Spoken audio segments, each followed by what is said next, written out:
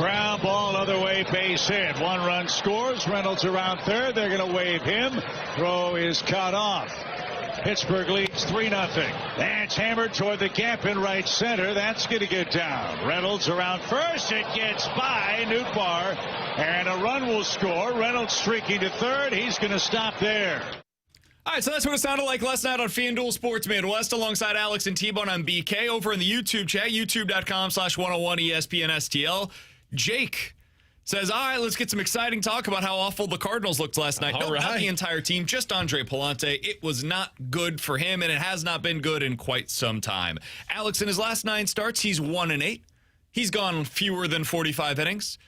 He has allowed 60 hits and 17 walks. Ooh. That has amounted to an 8.3 ERA. It has been quite bad for our guy, Andre Pallante. And after the game, Ollie Marmol, T-Bone, was asked about what's leading to Andre Pallante's struggles. Here's what he had to say. If you look at that game, if you're going to lead the league in ground balls, then you're not getting outs on ground balls. That leaves you in a really tough position, and that's what he lives by. That first inning is a decent amount of that. They get him for a homer as well, and then he gives you a couple of scoreless. But at the end of the day, man, there's a lot that you're taking into consideration. What's best for him, what else you have underneath. You look at what the league has done against him, especially as of late. There's some real adjustments. If you look at righties, how they're attacking him, lefties, the attacking, guys are a lot more uphill against them, less on the ground, and that's what gives them success. So as the league's making adjustments, I think we talk about this a lot on the other side of the baseball where hitters get figured out and then they have to make an adjustment and flip the script. There's no different for our pitchers. Like, the league is making a real adjustment against him,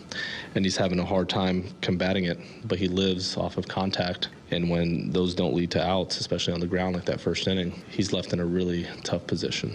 Alex, over the past 3 seasons, Andre Pallante has allowed 31 barreled balls. 31 barreled balls over the last 3 years combined at the big league level. How many barreled balls do you think he has given up so far this year?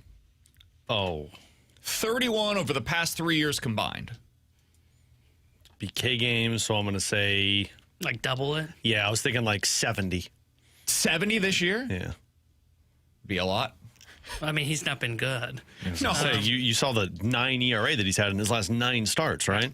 70 barrels would lead the league by like a lot. I think he's leading the league in a couple of categories. I'll go 40. 32. You put me in a bad spot, man. You said to double it, and I got aggressive with it. He was talking about doubling what the past 3 years was, is my guess. Yeah, 60, and he put me in a bad spot. I just went a little higher. I got to see BK's reaction like, 70, what? God, you know what? You answer from now on with BK's game. He allowed 31 over the past 3 years combined. He has allowed 32 so far this year. When Ollie Marmol says, hey, guys are attacking the ball differently than what they have previously, there's a lot of truth in that, man. He's not spewing you a bunch of nonsense. They're hitting the ball harder with more consistency. They're hitting the ball on a line with more consistency. This is not just, hey, Andre Pallante is running into some bad luck. He previously was fortunate. Now he's getting some bad luck. No, they are attacking him differently. This looks quite different than it has for him in the past. He was otherwise a very good contact manager. He didn't strike anybody out. That's never been his game. Always on the ground, typically with soft contact. Those are converted into outs more often than what we have seen from him so far this year.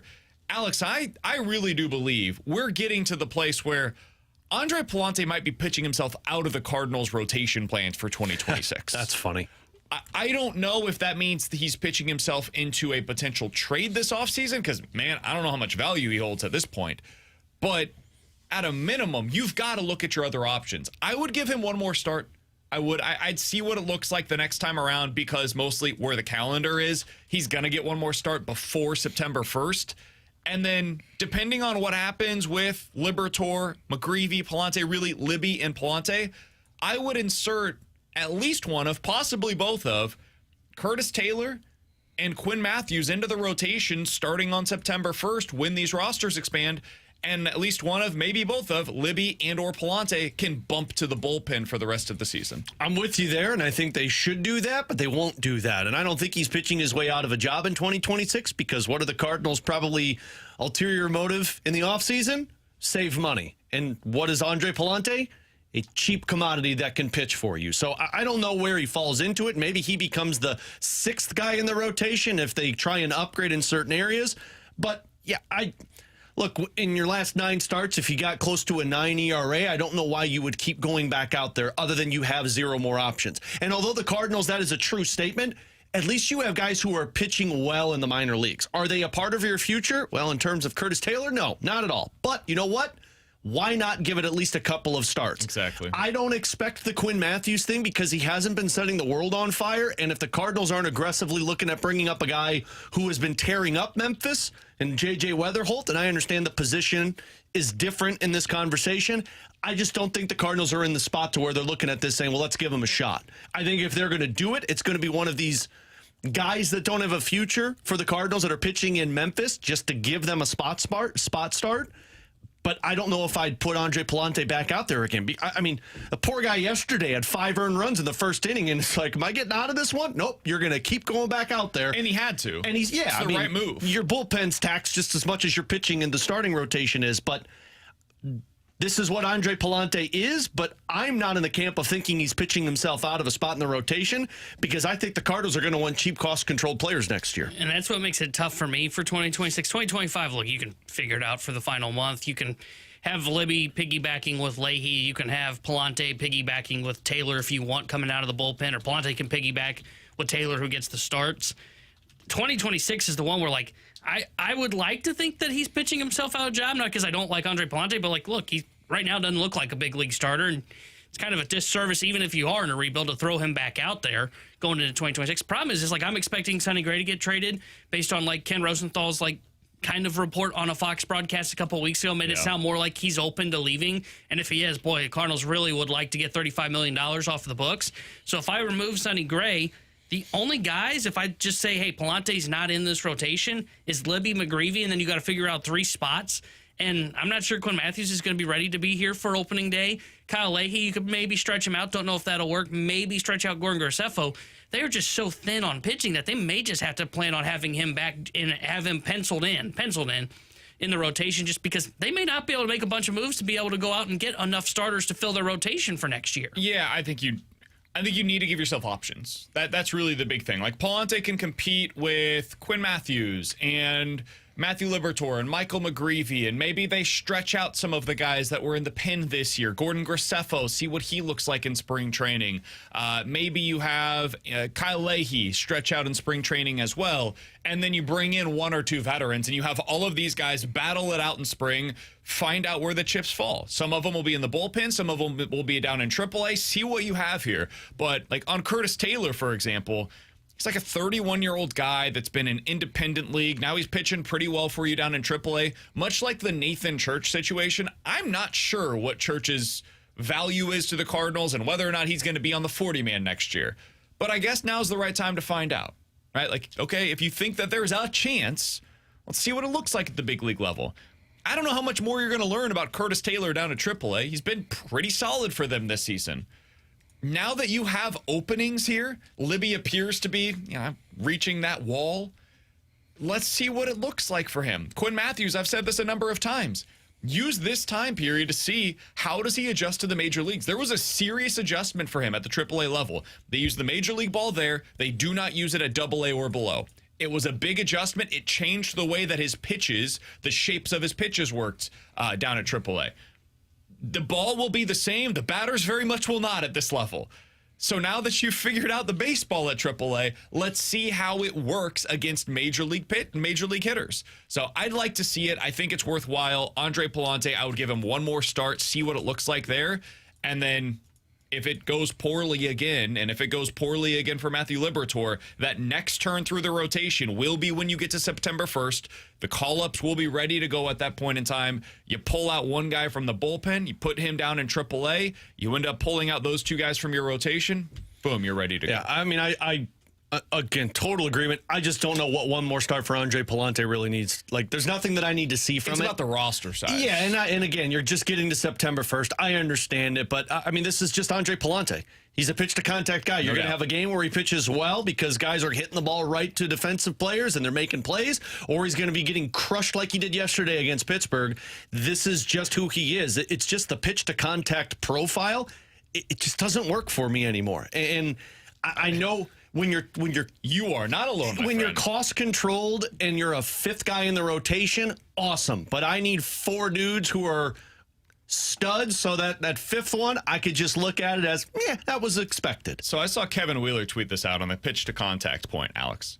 Tweeted this out yesterday. Starting pitchers with at least 120 innings this year, 3 of the bottom 8 in both ERA and strikeout rate this year pitched for the Cardinals. One of those 3 is Eric Fetty, but that he went well in did Atlanta. pitch for the Cardinals. The other 2, of course, being Miles Michaelis and Andre Pallante. Again, all 3 of them bottom 8 in Major League Baseball in both strikeout rate and ERA.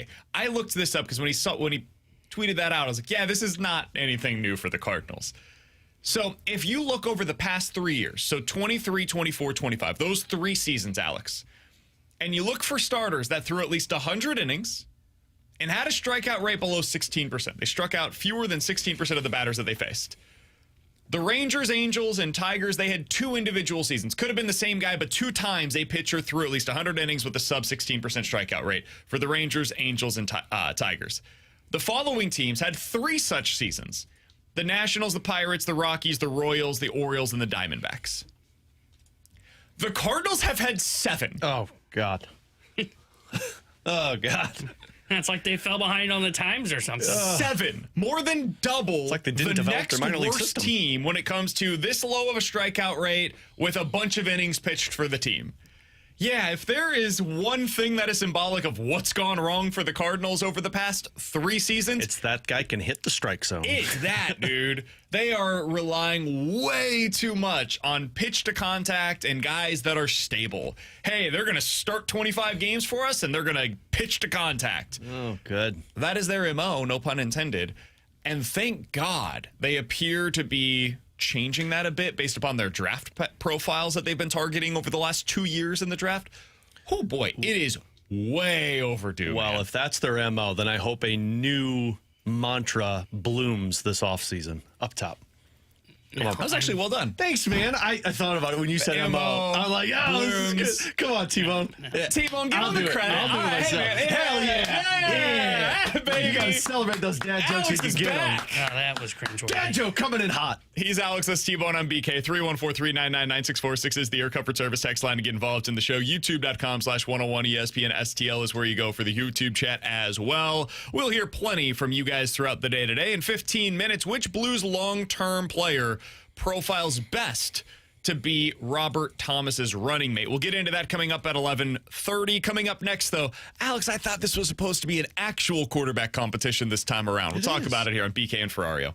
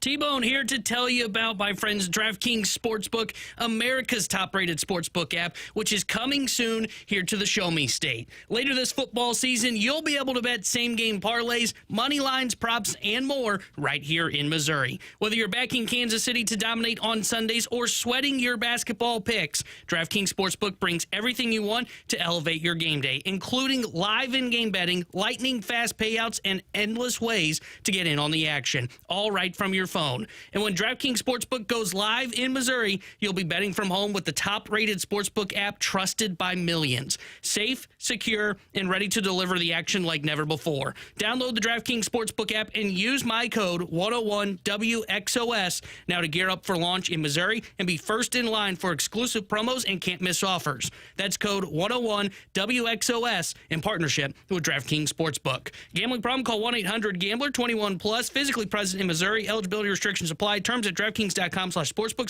Subject to regulatory licensing requirements.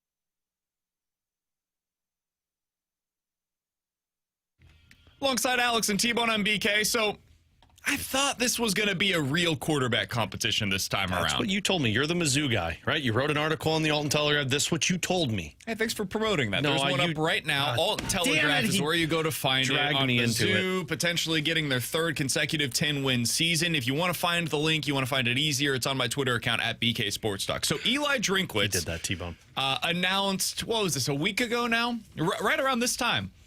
Hey, I'm going to make an announcement tomorrow. Yeah. On the quarterback situation. And then they announced that there had been no decision made. And both quarterbacks would play against Central Arkansas tomorrow.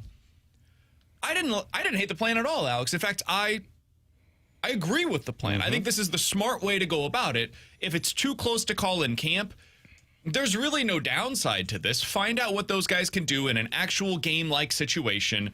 You should beat Central Arkansas no matter what, and it allows you to have a little bit more information heading into the Kansas game next week when you need to know who your starting quarterback is.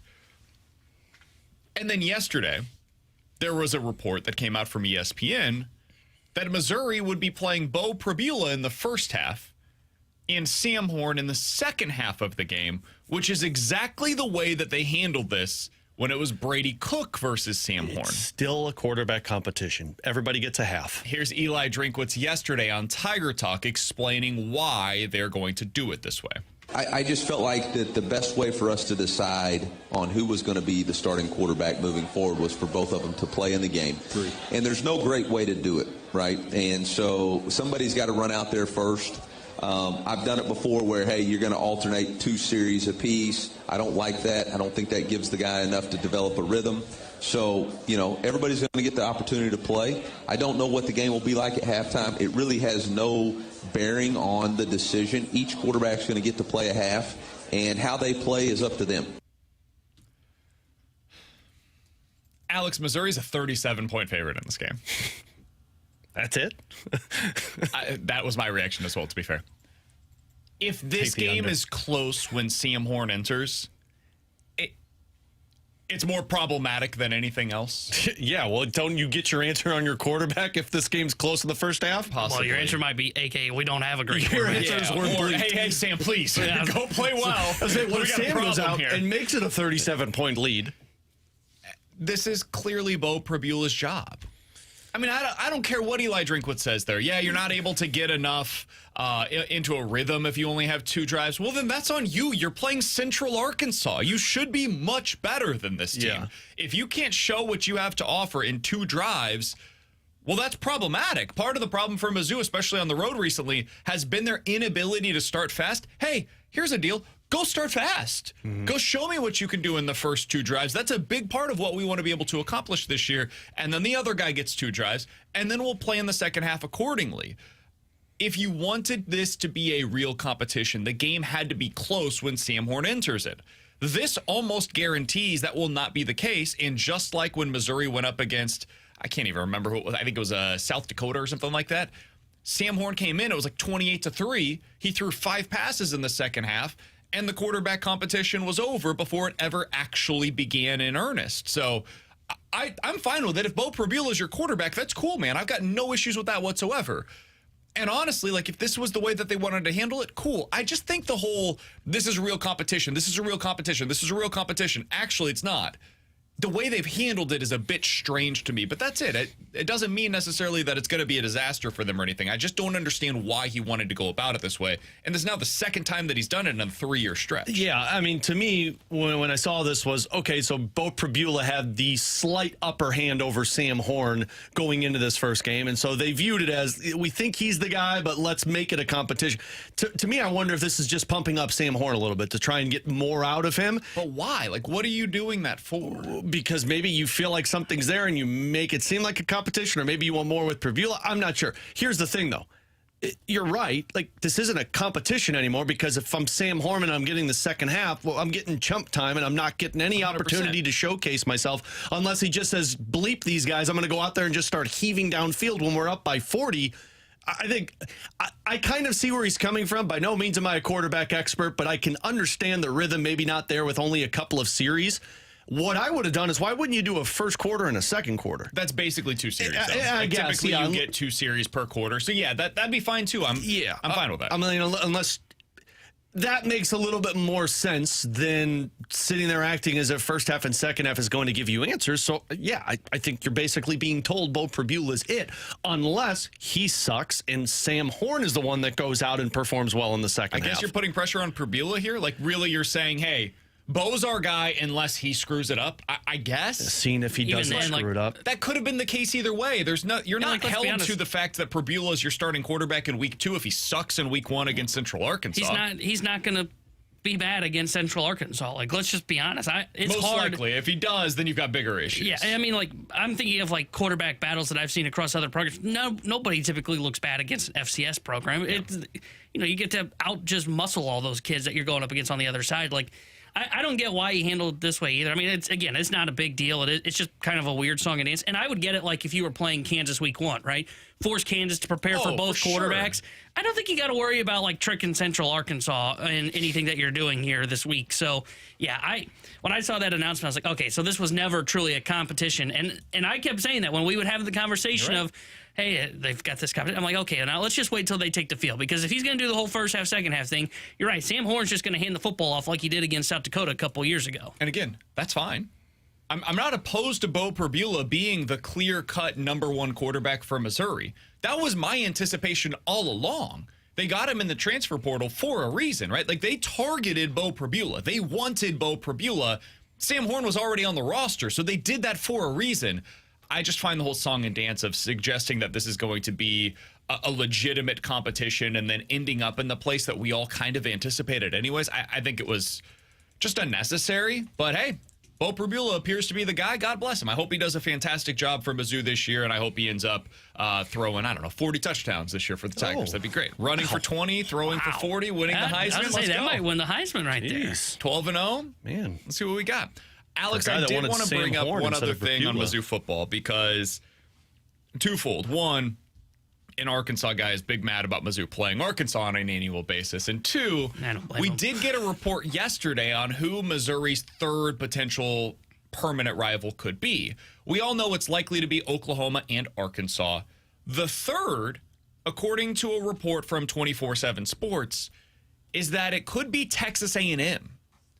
I thought maybe Vandy, maybe South Carolina, both of whom I think make some sense geographically with Vandy. And then with South Carolina, you do have the Mayor's Cup that the two have played for, and the games have been relatively close since Missouri got into the conference. I think they would make a lot of sense.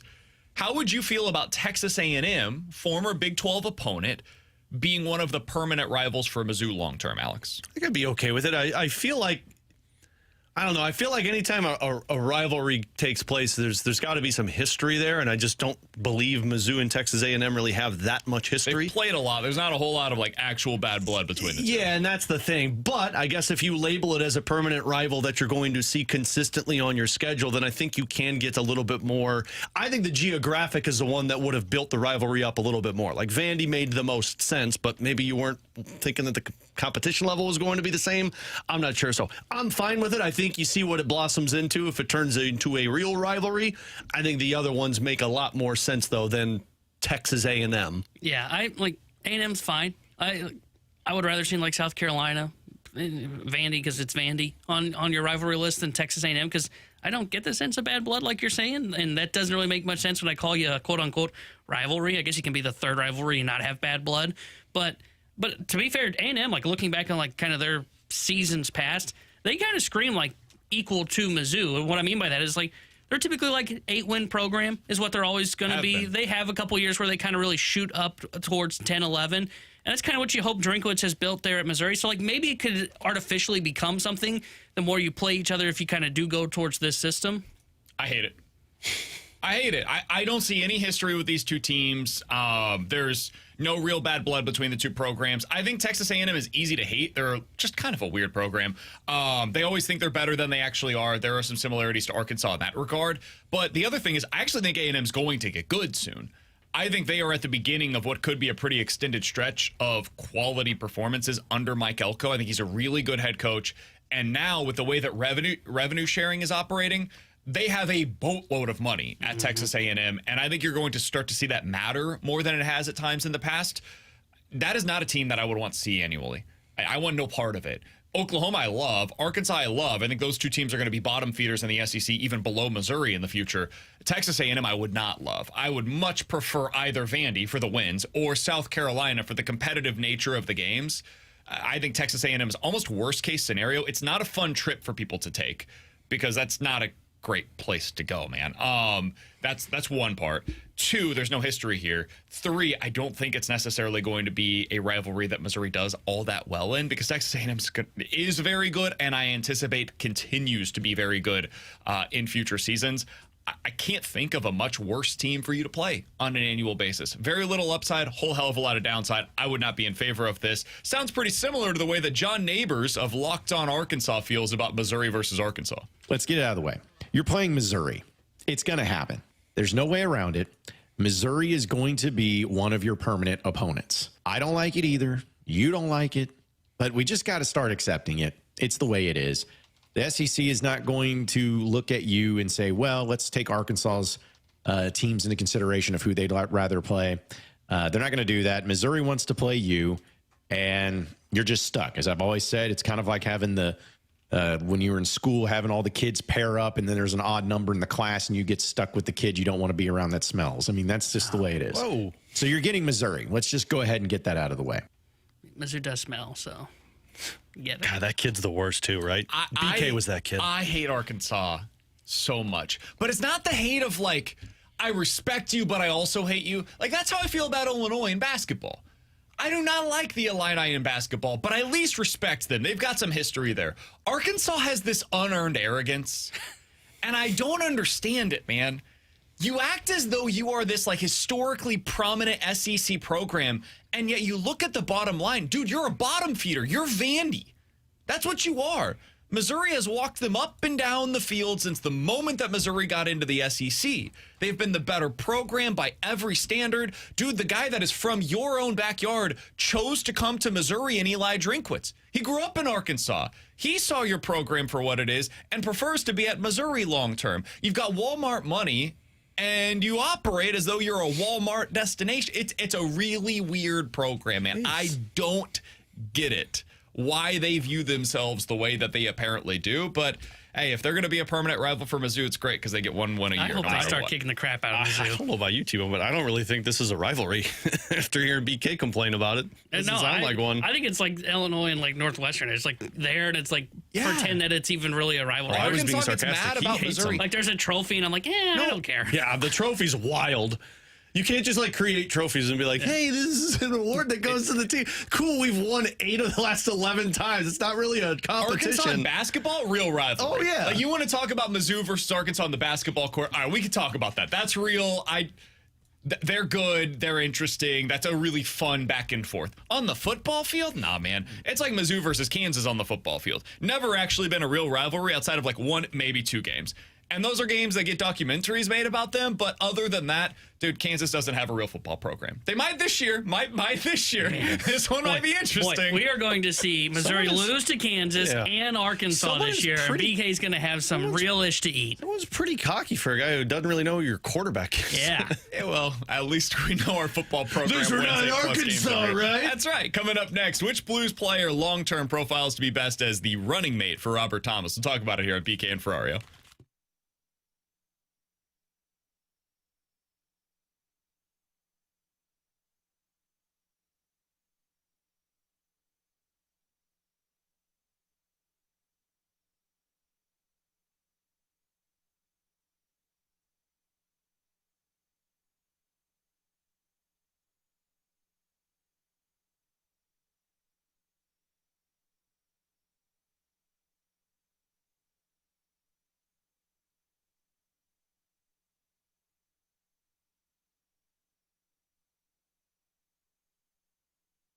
Alex Ferrario with you to talk about my friends out at Classic Air Care. You know, you hit that time of the month in September and, you just get this nice fall weather out there. But we know how Missouri works. At some point, you're going to go back to 90-degree weather. It's why you need to call Classic Air Care because they've got something now until the end of September called the Super Tune-Up. And what this is for $149 in the month of September, you get both your air conditioner and your furnace maintenance for the year. And it's great because you got the winter coming up, you've got the furnace checkup, but then you also get that AC checked before you go back into that heat at some point. So check out the Super Tune-Up that they have available for you in September. It falls right in line with that maintenance agreement that we've talked about. Also in September, they've got a free deluxe upgrade. If a customer purchases a standard system with Classic Air Care, they are going to upgrade you to the deluxe system for zero charge. And again, that falls in line with just the month of September. So check that out. Get your units checked out before the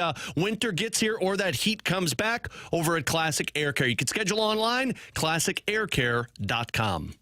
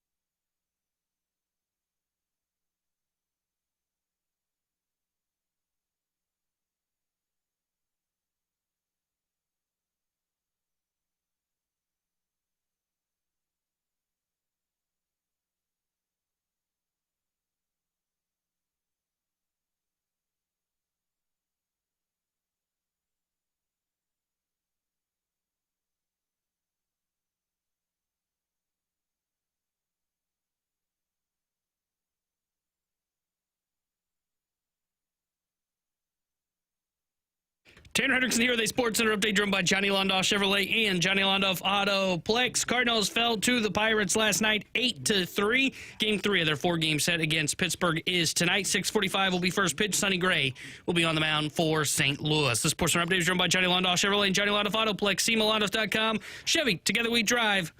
Are you kidding me?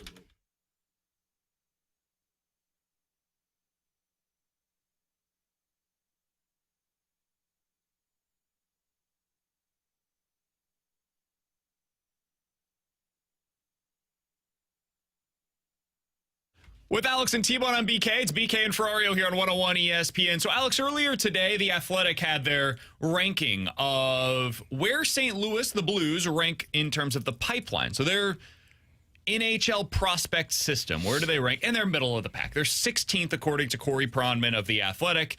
No surprise here. They have Jimmy Snuggerud as the number 1 prospect in their system. They've got Jiricek at number 2, Carbonneau as the number 3 prospect in the system, and then it's Dalibor, Dvorsky 4, and Stenberg 5. Did find it somewhat interesting. Logan Mailloux at number 6. That might be a conversation that we have tomorrow. Alex, I did want to ask this, because as they wrote about Jimmy Snuggerud, they said he's not overly physical, but he gives an honest effort, and coaches tend to trust him. He could be a second-line winger who puts up notable scoring totals in his NHL career. As I was thinking about that, and I related back to the conversation that we had yesterday about Dylan Holloway, it got me wondering, which current Blues player profiles best to be Robert Thomas's long-term running mate? The guy that is up there as the pairing partner for him. The way that it once was Ryan O'Reilly and David Perron. Yep. Or you look at some of these other teams across the NHL, many of them have a clear-cut winger that goes along with their legitimate number 1 Zach Hyman center. and Connor McDavid. They've been a pair for the last couple of years. There you go. Who is that for the Blues in your estimation? Not just for this year. I'm not talking about for the line combinations this year, but long-term for the Blues, who would you put in that regard? I think a lot of people would say Jimmy Snuggerud, but mine's Dylan Holloway. I've always thought that. Even last year, they started the season. Drew Bannister did something right at the beginning of the year. He put Holloway with Thomas, and I'm like, this makes sense. Because Holloway's just an engine. Wherever he goes, he doesn't stop. He's got a shot. He's got the ability to go to the front of the net. Like, he plays the way that profiles best. Jimmy Snuggerud and Robert Thomas work because of that shot. But the thing about that is with Jimmy Snuggerud, and I don't know how his game is going to develop. Maybe he becomes more of a all-around player. But if you've got the shot, you've got to make sure that you're set up in the right spot and get the puck at the right angle so you can get the shot off. But with Dylan Holloway, and why I think it works better with Robert Thomas, because Thomas can make a play out of nothing. And you need to have a guy who's always ready. And I think that's what Dylan Holloway is. If we remember from last season, he was fast. He could forecheck. He could be a net front presence. He could take the shot off of the rush. He and Jordan Kyrou worked so well together because they were always the first ones in. So I think the ideal pair of the future for the Cardinals is a Robert Thomas and Dylan Holloway. I think those two work the best. That's my job. You're not allowed to mix up the Blues and the Cardinals. What do you mean, man? He said the ideal pair for the Cardinals. I was going to use this for our social clip, and then he said the Cardinals. I was like, damn, I can't use that anymore. Can you just restate that one more time? I think the ideal pairing mate for the future of this Blues team is Dylan Holloway and Robert Thomas. There we go. I can use that now. I'll edit it in a little bit more. Damn it! Son of a... Still rusty, man. It's only been one day back. I know. Yeah, I like Holloway, and I think he probably is the guy that's the right answer just because there's more – feels weird to say, but there is more of a known you know what Holloway is a little bit more. Like, you know he's going to be sound defensively. You know he's a bigger body that can get in on the forecheck if you want. He's also a goal scorer. But the one that I think can still move his way into this would be Snuggerud because the shot's going to play. The question for me on Snuggerud, because when I think of David Perron, I think of, okay, was a good goal scorer along with Ryan O'Reilly. But if you're going to be with Robert Thomas, you have to be sound defensively. And not just sound, but probably, I would say almost elite defensively with him because you're going up against some of the toughest matchups. And I thought Snuggerud looked good last year defensively, but I don't know what his ceiling is there defensively yet. And Holloway, last year I saw it, I thought he was very good on the ice when it came to playing defense at 5-on-5.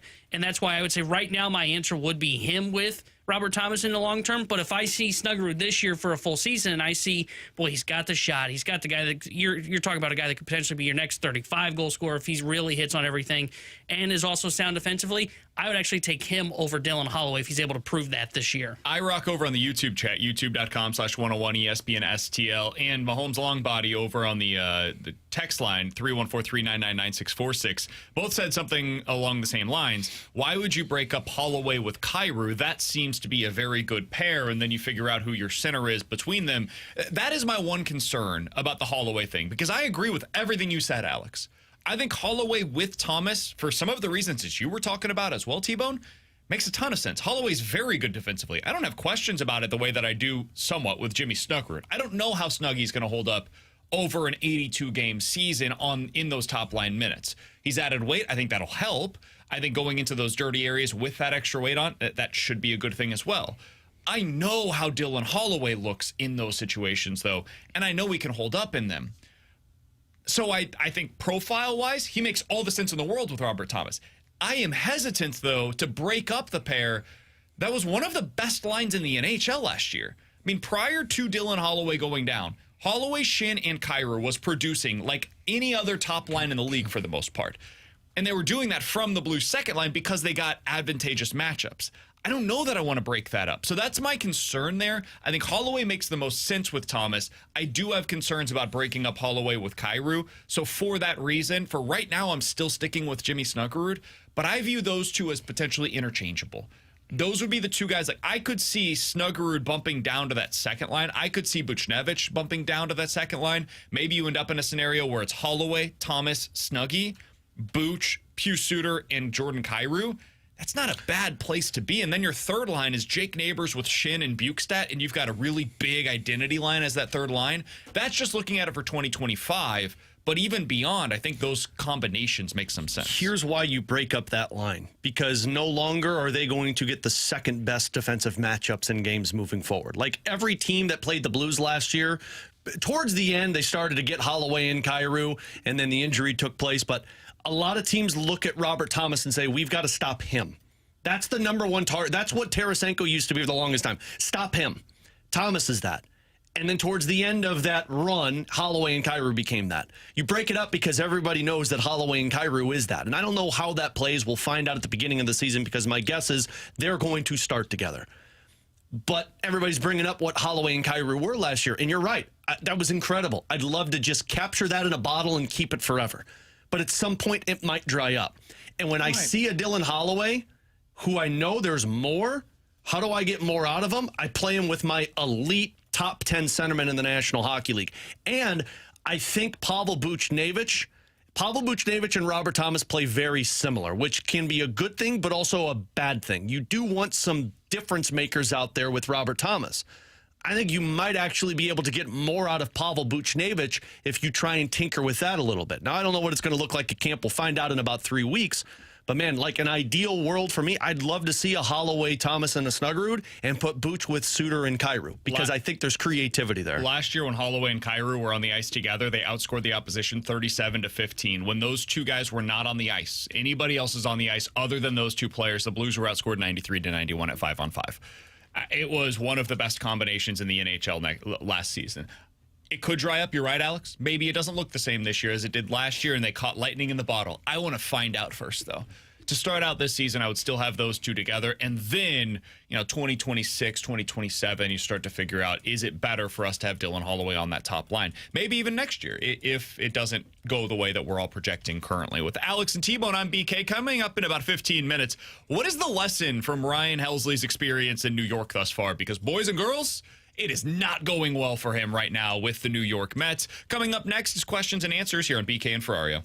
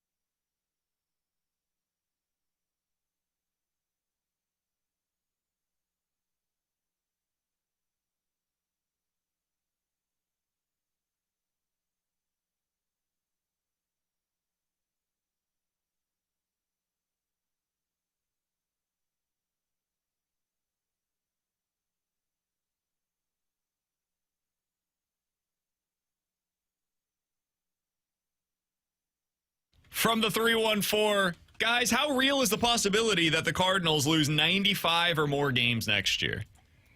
I think very much not real. Not real? If they cut Sonny Gray. It's very hard to lose that many games. Who's pitching for you if you cut Sonny Gray? I don't know. The only teams on pace this year to lose 95 or more games are the White Sox and the Rockies.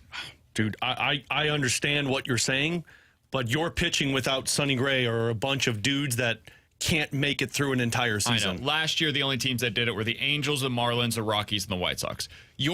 I'm not saying this to suggest that the Cardinals are a very good team. You're too good to lose that many games. You are. Those are words you have might too eat high of a floor with the players that are already on your roster. Unless they truly go for broke and they say, hey, we're trading a bunch of these dudes from the Major League roster on the position player side of things.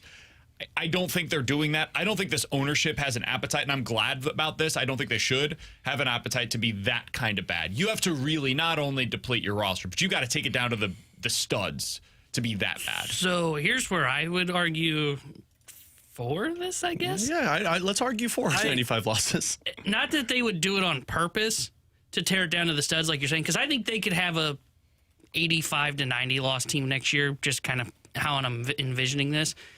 They're not going to get this lucky with their pitching health again next year. I wouldn't count on it, at least. And if they don't, like, I can totally see where it really goes awry for them on the pitching side, to where they might plan it out pretty well and think, hey, we've got this covered.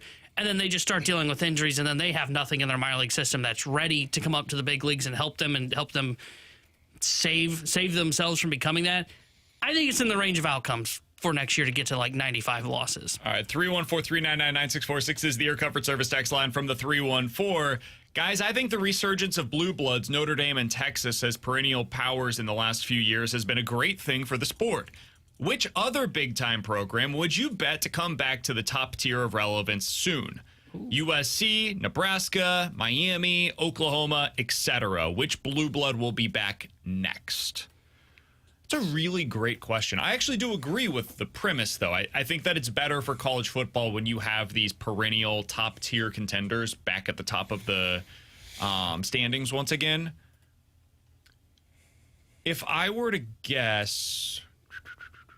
My gut tells me to go with Miami. Miami's kind of been up there. Feels like a destination for a lot of college kids. You get the transfer portal if you nail it correctly.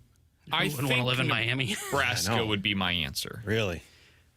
That's the one that I felt the least. I believe in their coach, and I believe in their quarterback. I don't know that they have the staying power like a Texas or Notre Dame, etc. But those programs also didn't reach the bottom the way that Nebraska did. And I don't think that Nebraska will reach the pinnacle the way that Texas and or Notre Dame have. So I think that Nebraska will be back up. I think Nebraska is a dark horse college football playoff contender this year. See, I was thinking more like for the future consistency-wise. I wasn't thinking just this year, and that's why I said Miami. It felt like that's something I feel like Miami's already there. In the last couple of years, they've been a top 15 program. Yeah, they're kind of on the fringe of are they or are they not. And consistency-wise, you wonder if if they get there, can stay there. Cristobal's a coach. Yeah, Cristobal. He's a solid head coach. I don't know that he's great. I think he's a very good recruiter. Some that says about some other college football coach that we know about. I think he's a very good recruiter. Hey, I wasn't going to say names. Sorry. Bielma. Other than that, whoa. If Michigan gets the right coach, they could get back. They don't have the right coach right now. Well, they can't have Jim Harbaugh anymore. I would not say. I think USC, same thing. If USC gets it figured out on the defensive side of the ball, they could be this team, but I'm not convinced that they're there just yet. I don't think there's a team that fits this bill in the SEC. Maybe LSU. I mean, I could put LSU into this category. Yeah, they've dropped. Brian Kelly, if he gets this thing right, he could end up taking them to national championships, plural. He feels, and I don't know if this is fair, he feels more in the Cristobal category for me. Good coach, always going to have the hype around, will always probably be like top 15. I don't know how often he's actually going to get you to the playoff. 314-399-9646 is the Air Comfort Service text line for questions and answers. From the 314, guys, how much do you think that the Adam Thielen trade impacts both the Vikings and the Carolina Panthers? I think for the Panthers, fantasy-wise, Ted McMillan just became a really intriguing pick. He is the clear-cut, no doubt about it, number one option in that offense. For the Vikings, almost not at all. I think it's a better real-life trade than it is fantasy trade for the Vikings, but for the real-life side of things, I think it helps them. It gives them an extra option on the offense, and especially while, what's-his-face, their number 2 receiver, Jordan Addison, is out, it gives them a little bit of stability. Isn't it 6 games? Is it 6 right? games? Is it 4 or 6? I think it's 4. I don't think it's 6. Just know he's suspended. That was my first thought. Was like, well, you're going to have 4 good weeks of Thielen, and then first 3 games of this year. First 3 games. So you'll have 3 weeks of Thielen, and then you move on a little bit from that one. I mean, Thielen was awesome for the Panthers last year, just in terms of fantasy football purposes, because like BK mentioned, he was the number 1 target. So yeah, I think it benefits, if going fantasy wise, it benefits Carolina more than it does Minnesota. But real life, Minnesota at least has an asset. Hockey Mike says, guys, every day when I get in the car, I hear you talking about the Cardinals. It's the Blues season, guys, and they're going to be really good.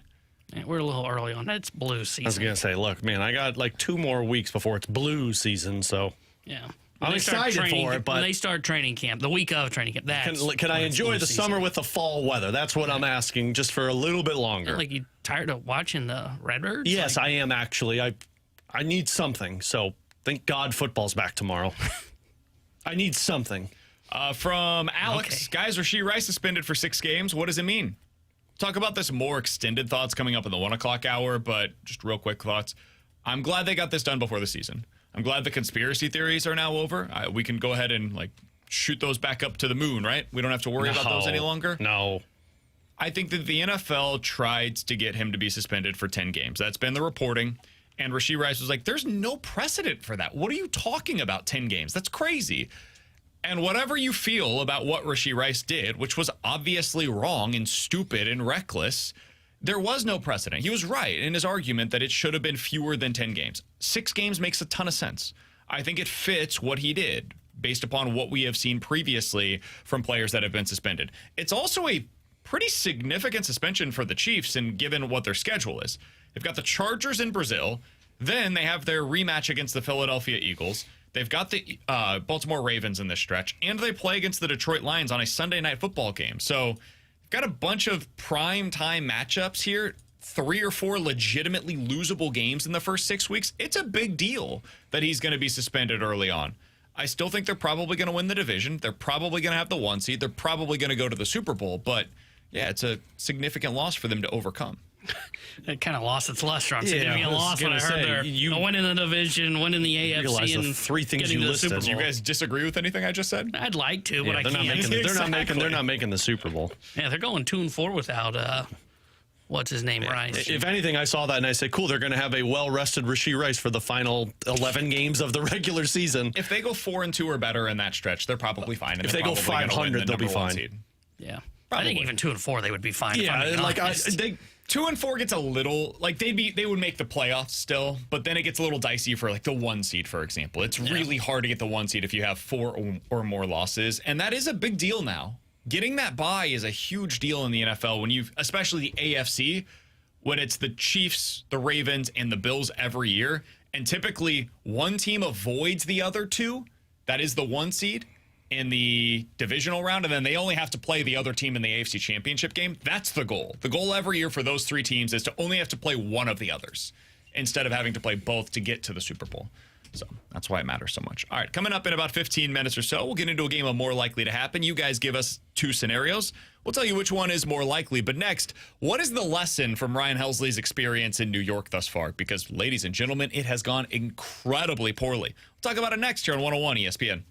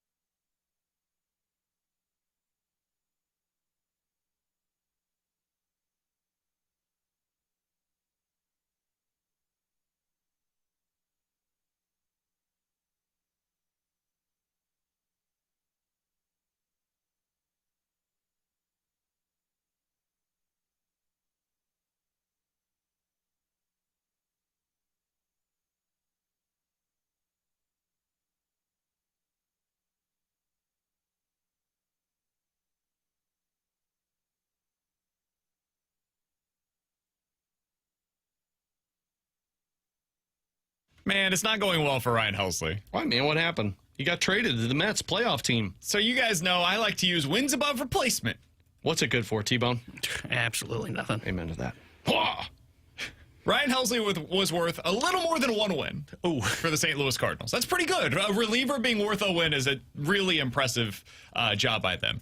In 11 games, Alex, he has been worth -1 win for the New York Mets. Yeah, that's why I said, on the one. It's really hard to be worth -1 win as a reliever in 10 games.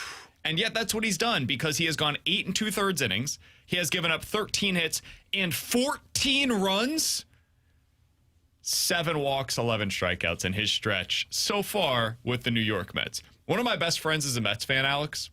He is not enjoying his experience with Ryan Helsley. Oh, yeah? He's not happy with what they got from St. Louis? In no way, shape, or form has he been happy with the experience thus far. Feels Yesterday, like he texted me and said, Ryan Helsley is a choke artist. And I said, oh, boy. Things are going we did poorly, see that in the say. playoffs in the past. I do remember. Now, that being said, the Mets have won each of the last 4 games that he has appeared in, which is a pretty significant change from the previous 7 that he was in, which they had lost. So he's let a game get out of hand, but yet the Mets still find a way to hold it down. Generally Mets speaking, are winning the World that Series. has been the case for them. Alex, is there a lesson to be learned from Ryan Helsley, the guy that the Cardinals traded at the deadline, got a pretty decent haul, all things considered, for him, and has since gone on to be a disaster with the New York Mets? I've got 2 lessons. 1, don't pay relievers. 2, you should have traded them sooner.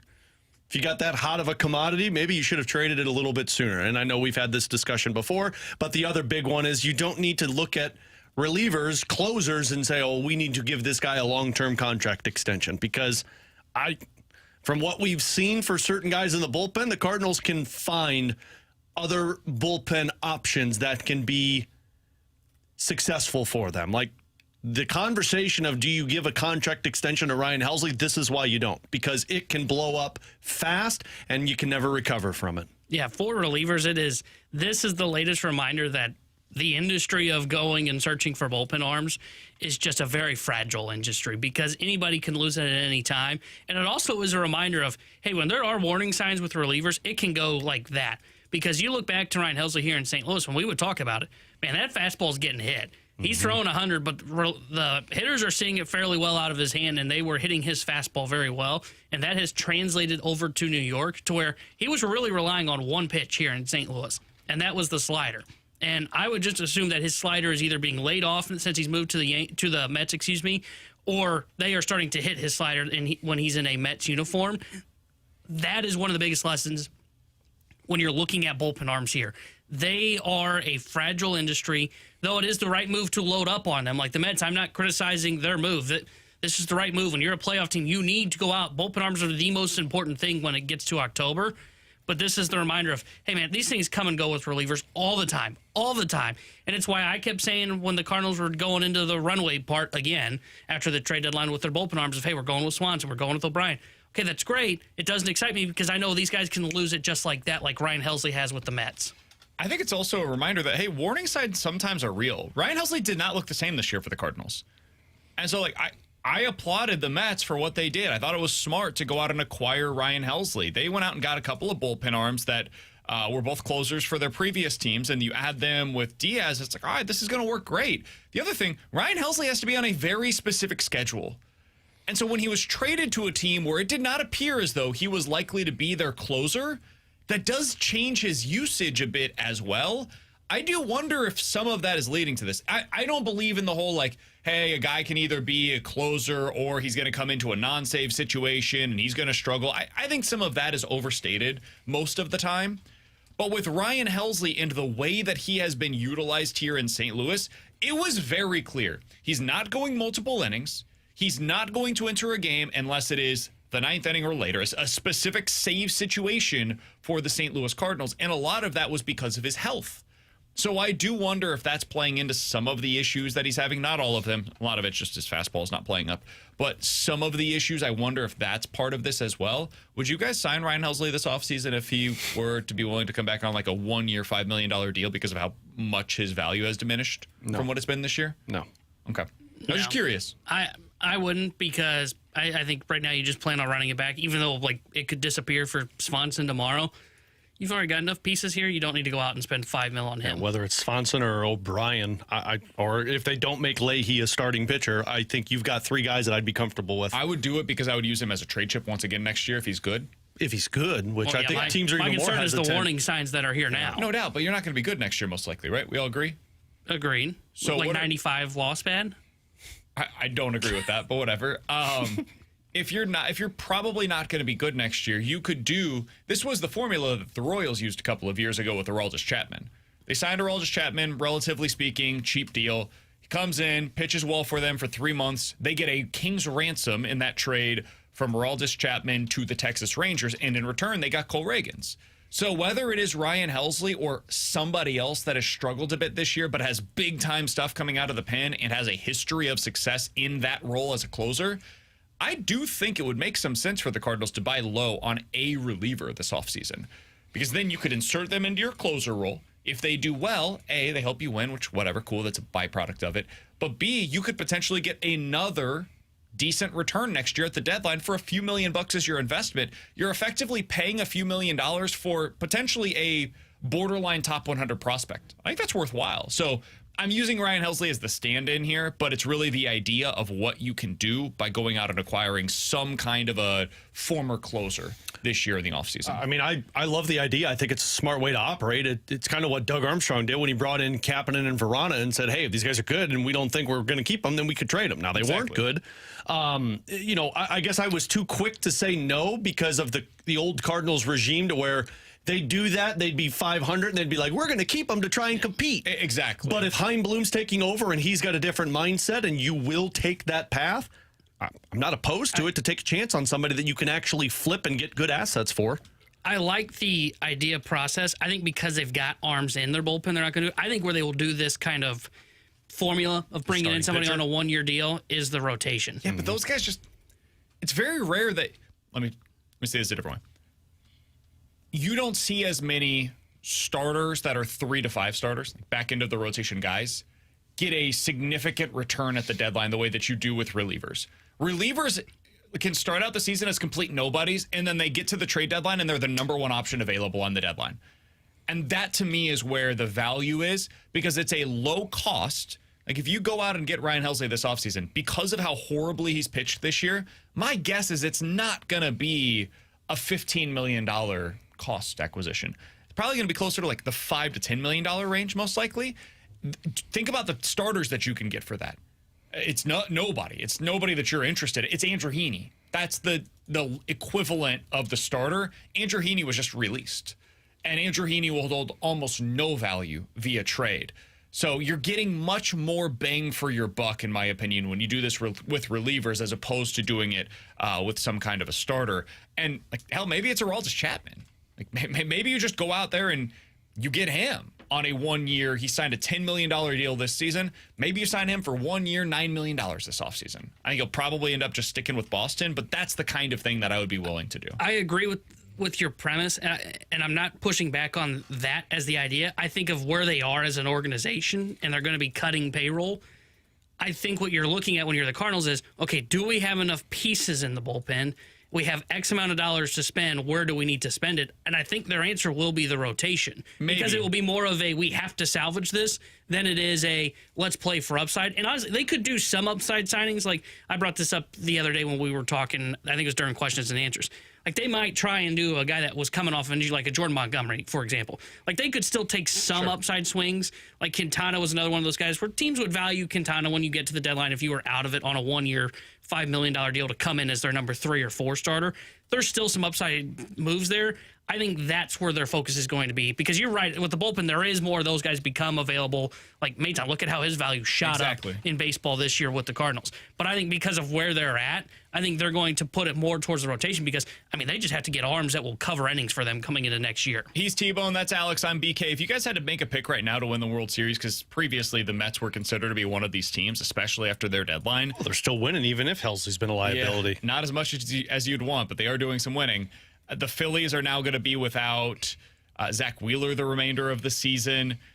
The Dodgers just aren't getting to the level that I expected them to. The Padres offense is still not very good.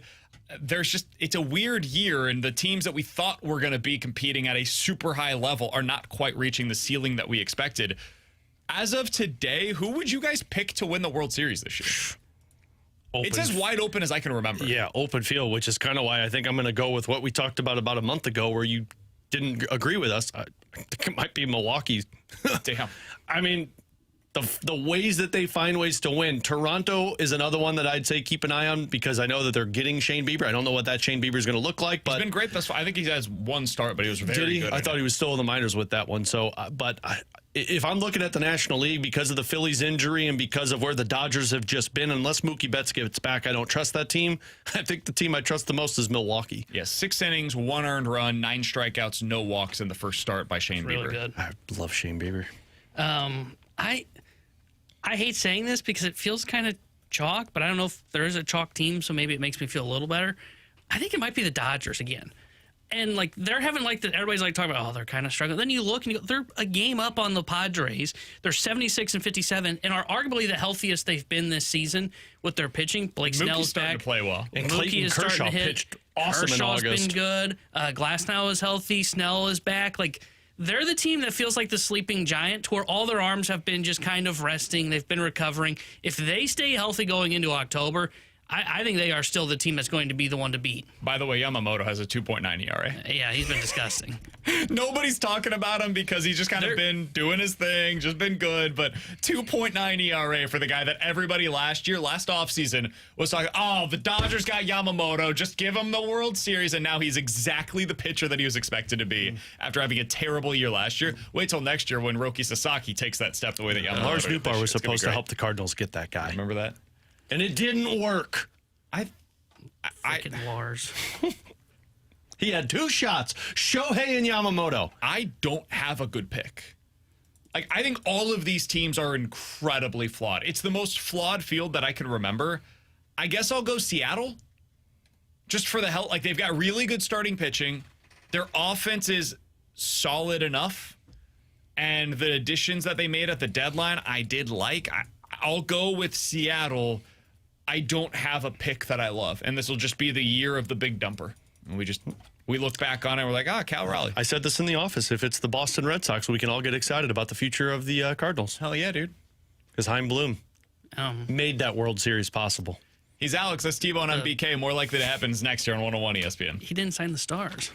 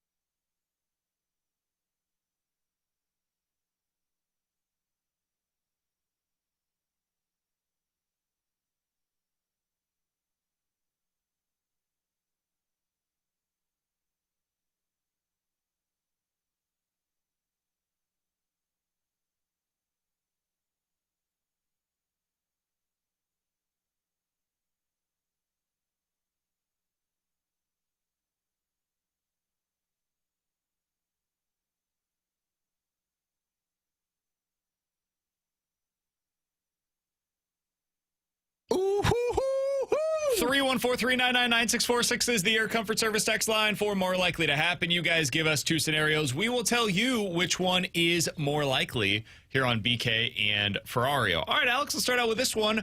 More likely to get to the Super Bowl this year, the Green Bay Packers or the Baltimore Ravens? That's a good one. We got a good one. That's funny because mine kind of tied into the Super Bowl as well. That I was good one, of. and I think I would say the Baltimore Ravens because I just don't trust the Packers. Jordan Love does, like, as much as I don't trust Lamar Jackson, at least they have other weapons that could carry them to the playoffs, meaning their defense is really freaking good, and Derrick Henry carries the team literally on his back. Like he did with Tennessee. Yeah, I can't say that about anything on the Green Bay Packers. I think I agree. The only part that makes me hesitate is I think the NFC field would be a little bit easier. Not a little bit, would be easier for the Packers. Like you run into the Eagles. I think the Lions could be taking a slight step back. I look at the AFC and I'm like, man, you got to go through potentially Buffalo, potentially through Kansas City. We'll see about some of these other, like if Cincinnati bounces back, you've got to deal with Joe Burrow. But I'll still say Baltimore because of what you said. I just don't trust the Packers. I'm with you. I'm not that big on Jordan Love, and I love the weapons that Baltimore has outside of Lamar. Have you guys looked at the Vegas odds for Super Bowl this year? Who do you think is the favorite right now? I would assume Philly. Either Philly or Kansas KC. City. Or Buffalo. I wouldn't think Buffalo. Philly Is it none of them? Tied at the top Is it Tampa? with somebody else. Colts. Colts, Saints. The Saints are the lowest. It's odds. the Rattler season, They're baby. tied with the Browns, and then the Jets and Titans, and then the Panthers. That all makes sense. Giants are very low. I don't Colts know. are not all that much higher. It must be Baltimore that's tied for it. Is it really? Baltimore's tied for the best odds to win the Super Bowl this year with the Philadelphia Eagles. After them, it's very close. They are 7-1, and then it's the Bills at 7.5-1, Chiefs at 8-1. Then you've got the Lions at 12-1. The Packers are 18-1. I would rather take that bet than the Ravens. I think the Packers are more likely to get to the Super Bowl this year than the Ravens are. And I think a lot of that is the path. I view the path from the NFC as being easier than the path from the AFC. So I'll take the Packers. I do like the fact that the Ravens re-signed their safety today, though. Hell of a signing. He's a really good football player. Alex? Guys, more likely to happen. Dalibor Dvorsky emerges as a top 6 forward, or Logan Mailloux emerges as a top 4 defenseman. You're saying in their careers? Mm-hmm. Oh. And consistently, too. Like, I'll that's say who he Mailloux, is. especially given the team that they're playing for right now. I just think it's a more clear path for Mailloux. Like, Mailloux could be a top 4 defenseman for this team next year. Could be this year. Yeah. So I'll say Mailloux. I think I'll go Mailloux as well. I could see where he ends up moving in top 4. He has that offense. I think he can just become, and maybe better, but he becomes what I think they envisioned they got when they signed or traded for and signed Justin Falk. Yeah. Like if that's what he becomes, that automatically just slots in. You found your next top 4 defenseman for a while. Dvorsky, like I don't know because there's the defensive questions. Like sometimes that doesn't develop as quick as you want, and if that's the case, maybe it doesn't develop at all. But then I say that like Mailloux has defensive questions as well. I just had one that popped into my head again, piggybacking off that. More likely to be a blue longer, Dvorsky or Mailloux? Mailloux. Is mine as well. Value defense. Yeah, defense. More. If you find a guy who's just a top 4, you lock him up and he's here long term. And teams now seem more willing to wait on defensemen. I will say with Dvorsky, and my answer is Mailloux on this, but I will be curious Dvorsky who he gets to play with at training camp. And I know we're still 3 weeks away, but Shen worked so well with Holloway and Kyrou if they keep that line together because he was big and he didn't skate well, but he put the puck in the right spot. If Dvorsky can do that, can you get some of the skill that he presents playing with those two guys and create a little bit more? But the answer is Mailloux, in my opinion. T-Bone? Mine kind of ties with what you did with the Super Bowl. More likely to happen, or more likely to repeat, I should say. Philadelphia Eagles or the LA Dodgers? Dodgers because they're closer to the end of the season, and I know more about how they're set up to potentially go on that run. The path is clear. There's no other team that I would view as like the obvious threat to them, so I would say the Dodgers are more likely. The Eagles, I think, are the best team heading into this season. I truly do believe that, but more can go wrong for them. You got to play 17 regular season games. What does that team look like if Jalen Carter gets hurt and Saquon's not healthy. A.J. Brown gets hurt. I was going to say, what does It's it a look like different team. without Saquon? I don't think they win the Super Bowl last year if Saquon Barkley's not who he was. So That was like his first year being healthy. yeah, I mean, to me, it's an easy answer. It's the Dodgers. As great as the Eagles are, and I know everyone's like, oh, people are sleeping on the Eagles having another great season. That's fine. I mean, fine, but one thing goes wrong for the Eagles, and that season could crumble quick. I can say that with about Sirianni. I can say that with any team, though, in the NFL. With the Dodgers, they're just closer. Yeah. If I'm doing the Eagles versus a baseball team, I would say the most likely of the favorites among the baseball teams, they would be more likely. I do think, though, you have such a fragile Eagles group because of the mental capacity of Sirianni. If, like, things go right, he's already been barking at his quarterback at times, and, like, you lose something, it goes wrong quick. Growing like a flower or whatever it was. Growing like weeds that need to get taken out. If I told you, because you said the thing that makes it easier is because you know what the Dodgers, you know kind of what they are. If I told you, and I don't think this will be the case, if I told you they have to play in the wild card round because they lose the division, does that change your answer? No. Because that is where it becomes tougher for me because the randomness of baseball, and I see bad teams win best of 3 series all the time, to where just you add in another round that they have to survive through. If that's the case, I actually would probably lean towards the Eagles. Even though I understand what you guys are saying of, hey, anything can happen. That Eagles still have to get through 3 50-50 games just to get to the Super Bowl. Yeah, I view them, though. I know they technically are 50-50. They get in, and they are the team that we think it won't be 50-50 because they are the clear best team in the NFC, in my opinion. One or two of those would be. I just would say one. I mean, I guess Super Bowl too. Yeah, a typical Sunday game in the NFL is like 57-43 for like a really good team. So the fact that I'm even saying they would only have 1 or 2 of those games, it's really high praise of the Eagles. If they get into the playoffs and they have to play a game against the Washington Commanders, for example, they could lose that game. If they get into the playoffs and they have to play against the LA Rams, they could absolutely lose that game. I would pick the Eagles, but we are not as good at picking football games as we all think that we are, which is why the Pick'em Challenge is really hard. It's why some of us never got punished last year. Put some punishments together. Yeah, we need to get those together. We'll have that ready to go for next Friday. I got like 3 of them. 2 of them are pretty brutal. One of them we can't do. No, one of them I think I can do. I just got to get the right approval. 314-399-9646 is the Air Comfort Service text line to get involved in the show for more likely to happen. You guys give us 2 scenarios. We'll tell you which one's more likely. We'll do these rapid fire edition because we've gone very long with our options. More likely to happen.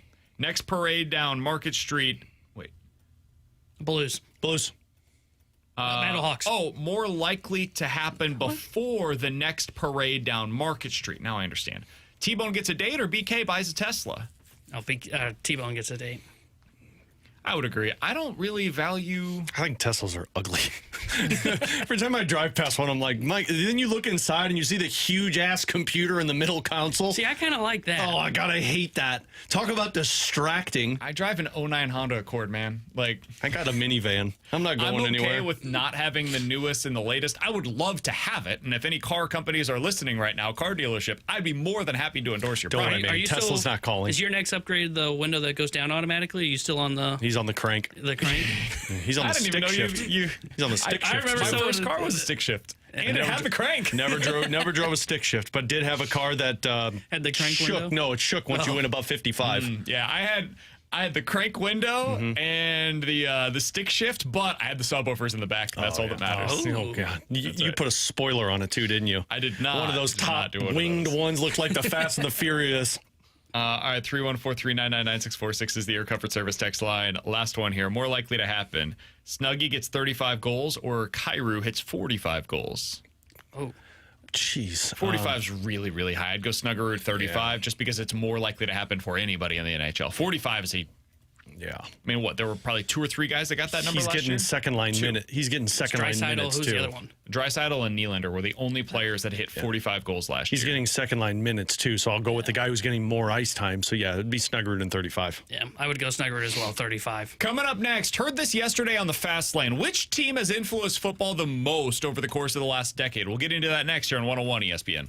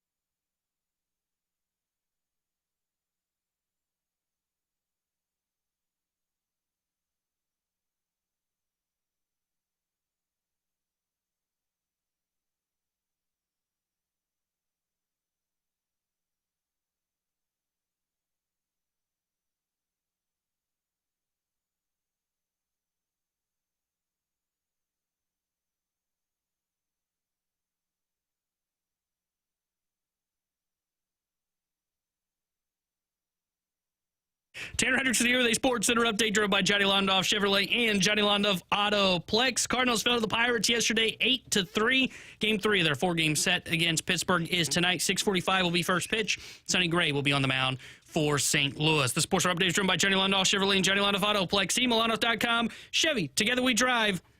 Are you kidding me?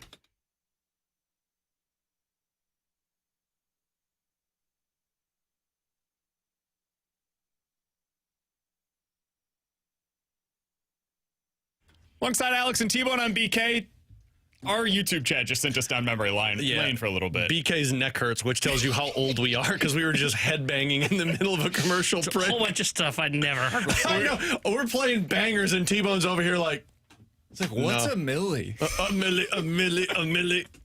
Oh, God. Man. Alex talking about Good Charlotte, Simple Plan.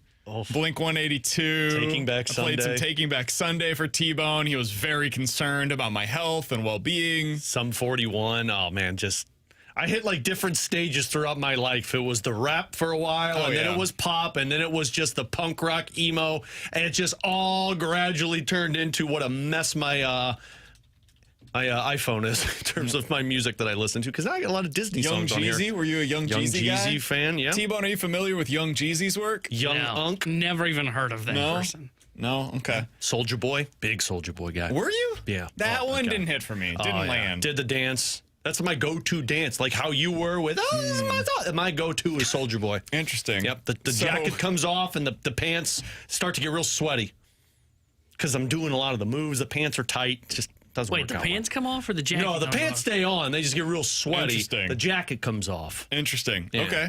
Yeah, I can do the whole moves. All of them. Good Charlotte, man. That was a vibe. Oh, my That God. was a moment. It was a moment in time, and T-Bone missed it. And there's only like 3 or 4 You'll of them. never understand what it was like to be What like. year was this? 2000. Oh, let's do the Tim game. Okay. 2007? I'm thinking 2005, somewhere in that range, because I think I was grade I school. want to say I was in 7th grade. when Good 2005, Charlotte- the anthem, I want to say. Let's take a look. If it's 2005, I was 5 years old. This was the jam for me. Like, this was roller skating rinks, let me tell you. Anthem came out. Oh, 03. Released in 03. Wow. You know, I was 3 years old when that was The released. last time I was playing golf, we were playing a Nelly playlist, obviously, and one of the songs came on, and it brought me back to Rock and Roll Arena out in Arnold. You know, when you used to go over and you'd find a girl, you'd hold her hand, and you'd skate with her, the couple skate? Oh, man. Just hits you deep. Was roller skating still a thing for you? So They when didn't I have was one in in elementary Illinois. school, we had a roller rink, and then it closed down by the time Really? I got to like Are middle they still school. around nowadays? There's still, my niece Yeah? had a birthday party there a couple years ago, and I tried to roller skate. And We used to go there woof. for parties. It would be roller skate. They did the couple skating that you're saying. Yeah. They did the limbo and all. At Limbo? ours. Yeah. Did they do the cha-cha slide on right. rollerblades? I've just didn't found do in that. punishment, one of us is going to a roller skating rink for an entire night. We used to do like the mall used to be a place that T-Bone, there used to be this thing called a mall. You would go there and you would shop. You would have to go into the stores to purchase your wouldn't clothes. just- It was crazy. You wouldn't get it online? You'd have to try I know. them on. Whoa. Yeah. Like, you'd have to go into the changing room and try them on. It was crazy. It was this weird experience. You enjoy actually it. had to go you to do it a in the brick back and where mortar nobody can store. see you. But we would go to the mall. You just hang out. Like, you just be at the mall. That was the place where you would be court. for like hours. Go to the food court. And then you would go to the movies. We used to go to the movies on Friday nights. What do kids do nowadays, man? Sit at Are you home like- and play Roblox. I say video games with the boys. Okay. See, we played video games. We're not that old, Alex. we weren't like but the our Pong video era or games something. wasn't in our dark basement by ourselves. Our video games was 4 people in one room playing N64.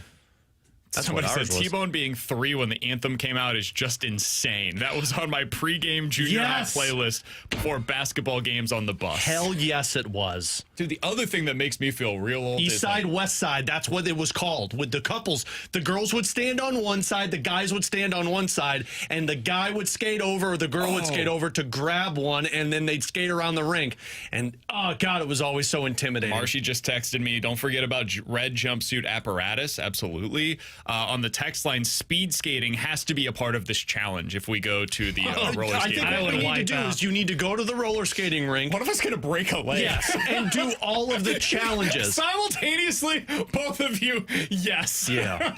That's part of the punishment. You have to go. You have to break You come back healthy, you didn't do it right. Yeah, you've got to go and you've got to do the cha-cha slide. You got to do the limbo. Oh, yeah, you got to go do all of it. Oh, man. Ronnie's was the other one that I used to go hang out at all the time. Ronnie Cinema is showing 40-Year-Old Virgin for its 20th anniversary. Oh, wow. Good Toy Lord, Story's that its is 20 35th anniversary. Good. I mean, that's us. Dude. Well, I we know. are old and washed. Wait, when did Toy Story come out? 90, Well, apparently 35 years ago. 90, 91. Yeah. Wow, that would have been When I 8 said years 35, prior to me. 35. What did you think anniversary meant? Did you just think it was something that they'd celebrate? Alex, They reopened- they're celebrating their 35th anniversary. T-Bone, when did that come out? I wanted a year, okay? What's wrong with that? I don't think T-Bone knew what the word anniversary meant. I guess I just didn't process anniversary at that point. The 636 wants us to host an event at a roller skating rink. Believe me, it will be a watch party I'm for guessing that the insurance for something like that would this is going to be a problematic. punishment for somebody. We'll get the film crew there, and somebody's going to be going to do a lot of the dances. The text line said, Alex, see if the Blues will let you borrow a helmet for the No, punishment. you get no protection at a roller skating rink. Did they give helmets at roller? I don't remember that. No, dude. But I wouldn't know, all right? I was like in elementary school. I barely remember my teachers' names from that time. I don't need. Philip Seymour Doffman just texted in and said, "You guys are chopped and unk." Maybe. I got to Google what both. I need Bradford. Are you allowed to say that on the air? Probably not. Did this guy just get me fired? Potentially. Somebody else said you should scrap this as a punishment. Got fired. You all should just do a version of the roller skate Olympics. Oh man, I tell you what, I promise I can outdo you guys in limbo and the cha-cha slide in roller skating rinks. I think you're going to outdo me in anything when it comes to rollerblading. Yeah, that feels right. That's the thing. I got to do rollerblades. I can't do roller skates. I tried the four wheels, really? and I ate it at least 3 times. Wait, are you saying like the one line or the one 2 line? lines? The one line. You do the one line? I do the one line, the roller blades. Interesting. I can't do roller skates. Those should be harder, though. That's what they say, but Is I it can't. because you skated? Yeah, Like I mean, I skated? No, I wasn't ice skate. I did roller hockey, and I roller skated, and so I'm used to the roller skates without the brakes. The roller blades that have the 4 wheels, they have the brake on the toe. So when people try and brake, you stop, and then you just start eating it, and it's awful. Oh, Frick James over on the YouTube chat. Chopped and Screwed, the songs. That's the version that you used to find on LimeWire. You remember LimeWire? What the hell's LimeWire? Mine was Morpheus. T-Bone, you didn't used to be able to get all of the songs on your phone. You would have to use an illegal download service. Excuse me, a sketchy download service. Software. That you would put onto your computer, and then you would have to explain to your parents why 7 times a month your computer is shut down due to the next and latest virus that has been downloaded and installed onto your computer. My parents had to purchase a whole new computer system because I broke it with Morpheus. You were Morpheus? Yeah, I was Morpheus. I never did LimeWire. That was my go-to. Yeah, I burned my first CD mixtape for my wife when we were 16 years old off of Morpheus. Frostwire was the sequel. Yep. This does look Napster. I never did Napster. Never did Napster. I was always a LimeWire guy. I was exclusive. You know, I toyed around. I play the field when it comes to my kids these days will never understand. You guys have it easy.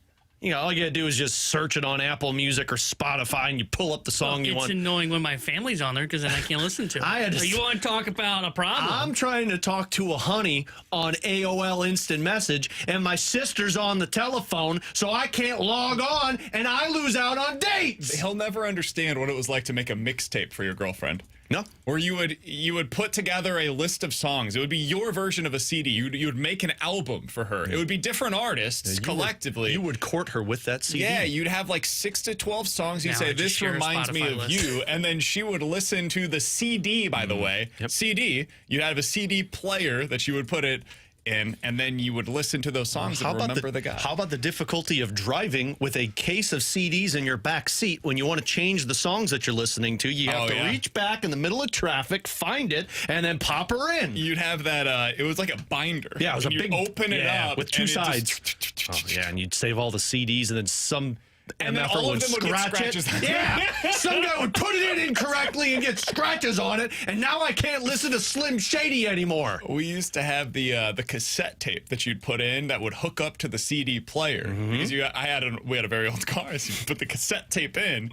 It had this little like cord that would hang out. It would plug in almost like an aux cord, the modern day aux cord. Is that the one where you had to find like the radio station? Yeah. Yep. God, I remember those. That sucked. The aux was the thing when I was driving. It was there. CDs were gone by the time I was driving. Joey Vitale's chicken math said years of rejection just flooded back into my memory bank.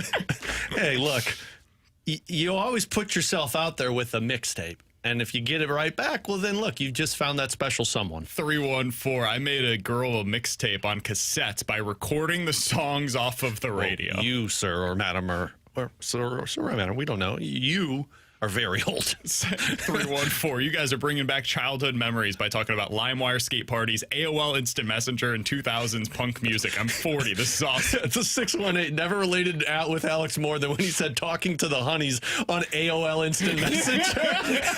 Damn it, get off this phone. I need to get on. Pretty Goal 26667 is on. Sweet Honey 369 is available. Man, some of the good old days, you'd stay up till 9 o'clock and be like, Mom, I'm talking to somebody right now. You had a home phone that you'd be on. It's 10 o'clock at night. You would just put it next to your pillow. It would just sit there. You were on the phone with somebody for no reason, and then suddenly it would be 10:30. Your mother would pick up the other line. Brandon, go to bed. It's time to go to sleep. Yep. All right, Mom. How about three-way calling? Did you do the three-way calling? Oh, yeah. Star 69. Yeah, star 69. Star 69, random prank call night. Star 67 was the redial, right? Do you remember what the number was for information when you'd call to find out? Like 611? I thought it was 411. Could be 411. I don't know, one of the two. But I used to call that all the time. But yeah, the three-way calling was where it was at. That's how you talk to two different girls at once, T-Bone. So we did a good job on figuring out which NFL team influenced football the Who most. cares? I think we've just bumped up our ratings for the day. Coming up next, the junk chore, because this certainly wasn't it here on 101 ESPN.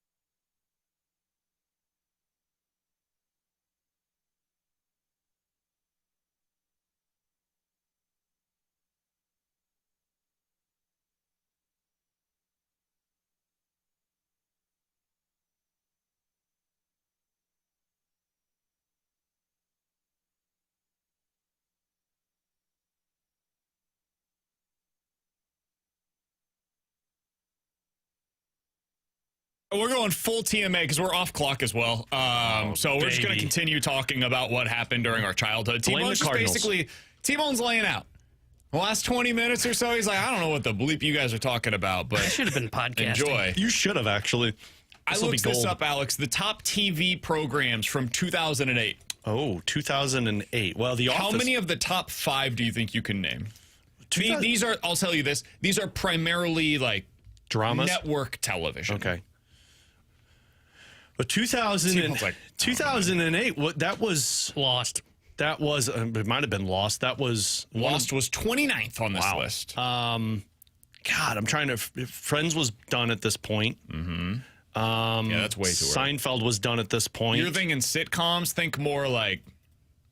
Dude, I couldn't even tell you. So name them and I'll tell you if I've seen them. American Idol on Wednesdays. Number 2, American Idol on Tuesdays. Yes. Number 3, Dancing with the Stars, which was on Mondays. Never got into that. Number 4, CSI. Number 5, NCIS. Yeah, the 2 crime shows, which I never got into. But we haven't. Really? Yeah, I was never into those, and American Idol was it for my family. X-Files?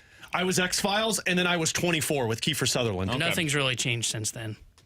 I mean, you've got rip-offs of American, like The Voice. Yeah, but nobody watches it anymore like America's they used Got to. Talent replaces like Dancing with the Stars. Dancing with the Stars is still pretty big. But again, that was all a point. NCIS still a thing. I think you're underestimating, though, how big these were. My parents used to make sure dinner was done and we were all bathed so that when American Idol started at 7 o'clock, we were in front of the television watching it. Exactly. Like, it was a communal experience to the point where, T-Bone, I'm not getting, like, the Courtney show, when they do their morning stuff, or the Riz show, when they do their stuff, they'll talk about the news and everything. Now, 20 years ago, you would hear them the day after American Idol would be viewed.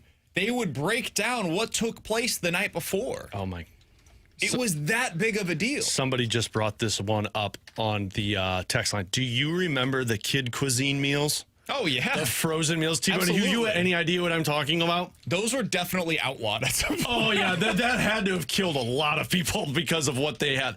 These were like the TV, like frozen dinners, but for kids. It had pizza, it had corn, and it had brownies. My dad told me about these. The brownies were just black liquid that you'd put in the microwave, and all of a sudden it would be a brownie. It was like a Hot Pocket, you know, the Jim Gaffigan who has the... you buy the... And the corn would always fall into the brownie mix, and so you'd be eating the brownie and be like, where's there corn in here? There was one that had fried chicken in it.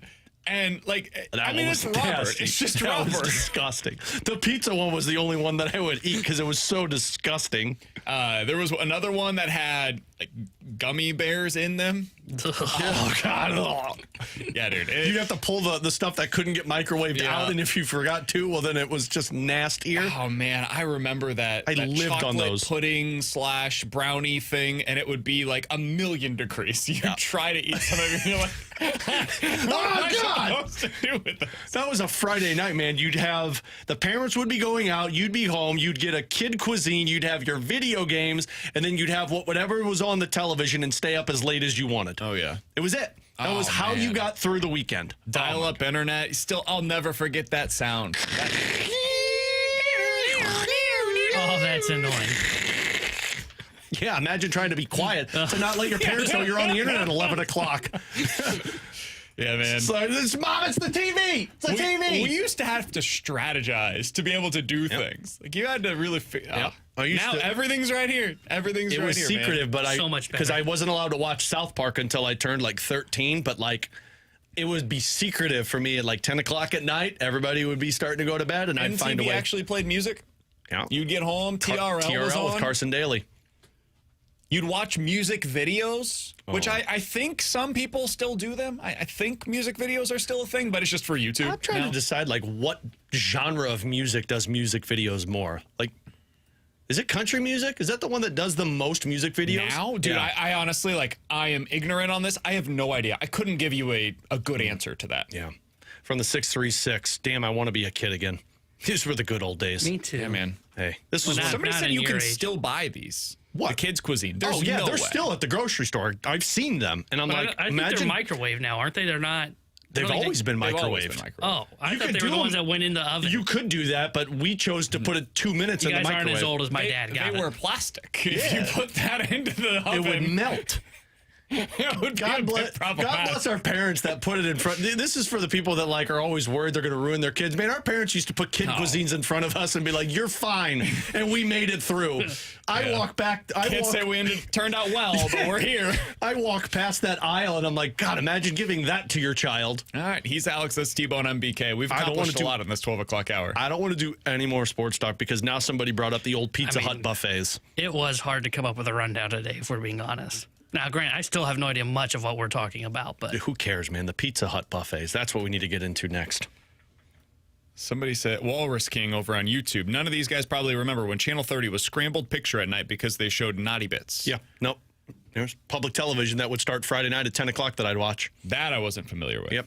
A little bit of news to pass along from the St. Louis Cardinals. John King back on the IL. Andre Granillo called up. has King pitched in a game? You just transitioned from naughty bits to John King on the IL. Yep. That's the show, man. All right, let's go back into 2004 now on the next segment and get back into that in a little bit.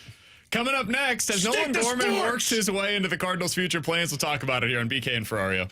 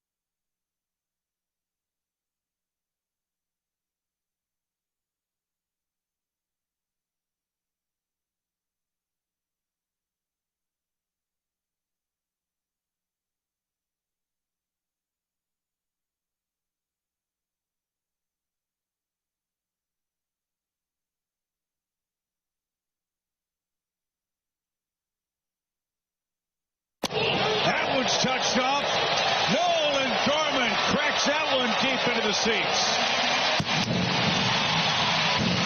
12 homers, Ozzie, since June 1st for Nolan Gorman.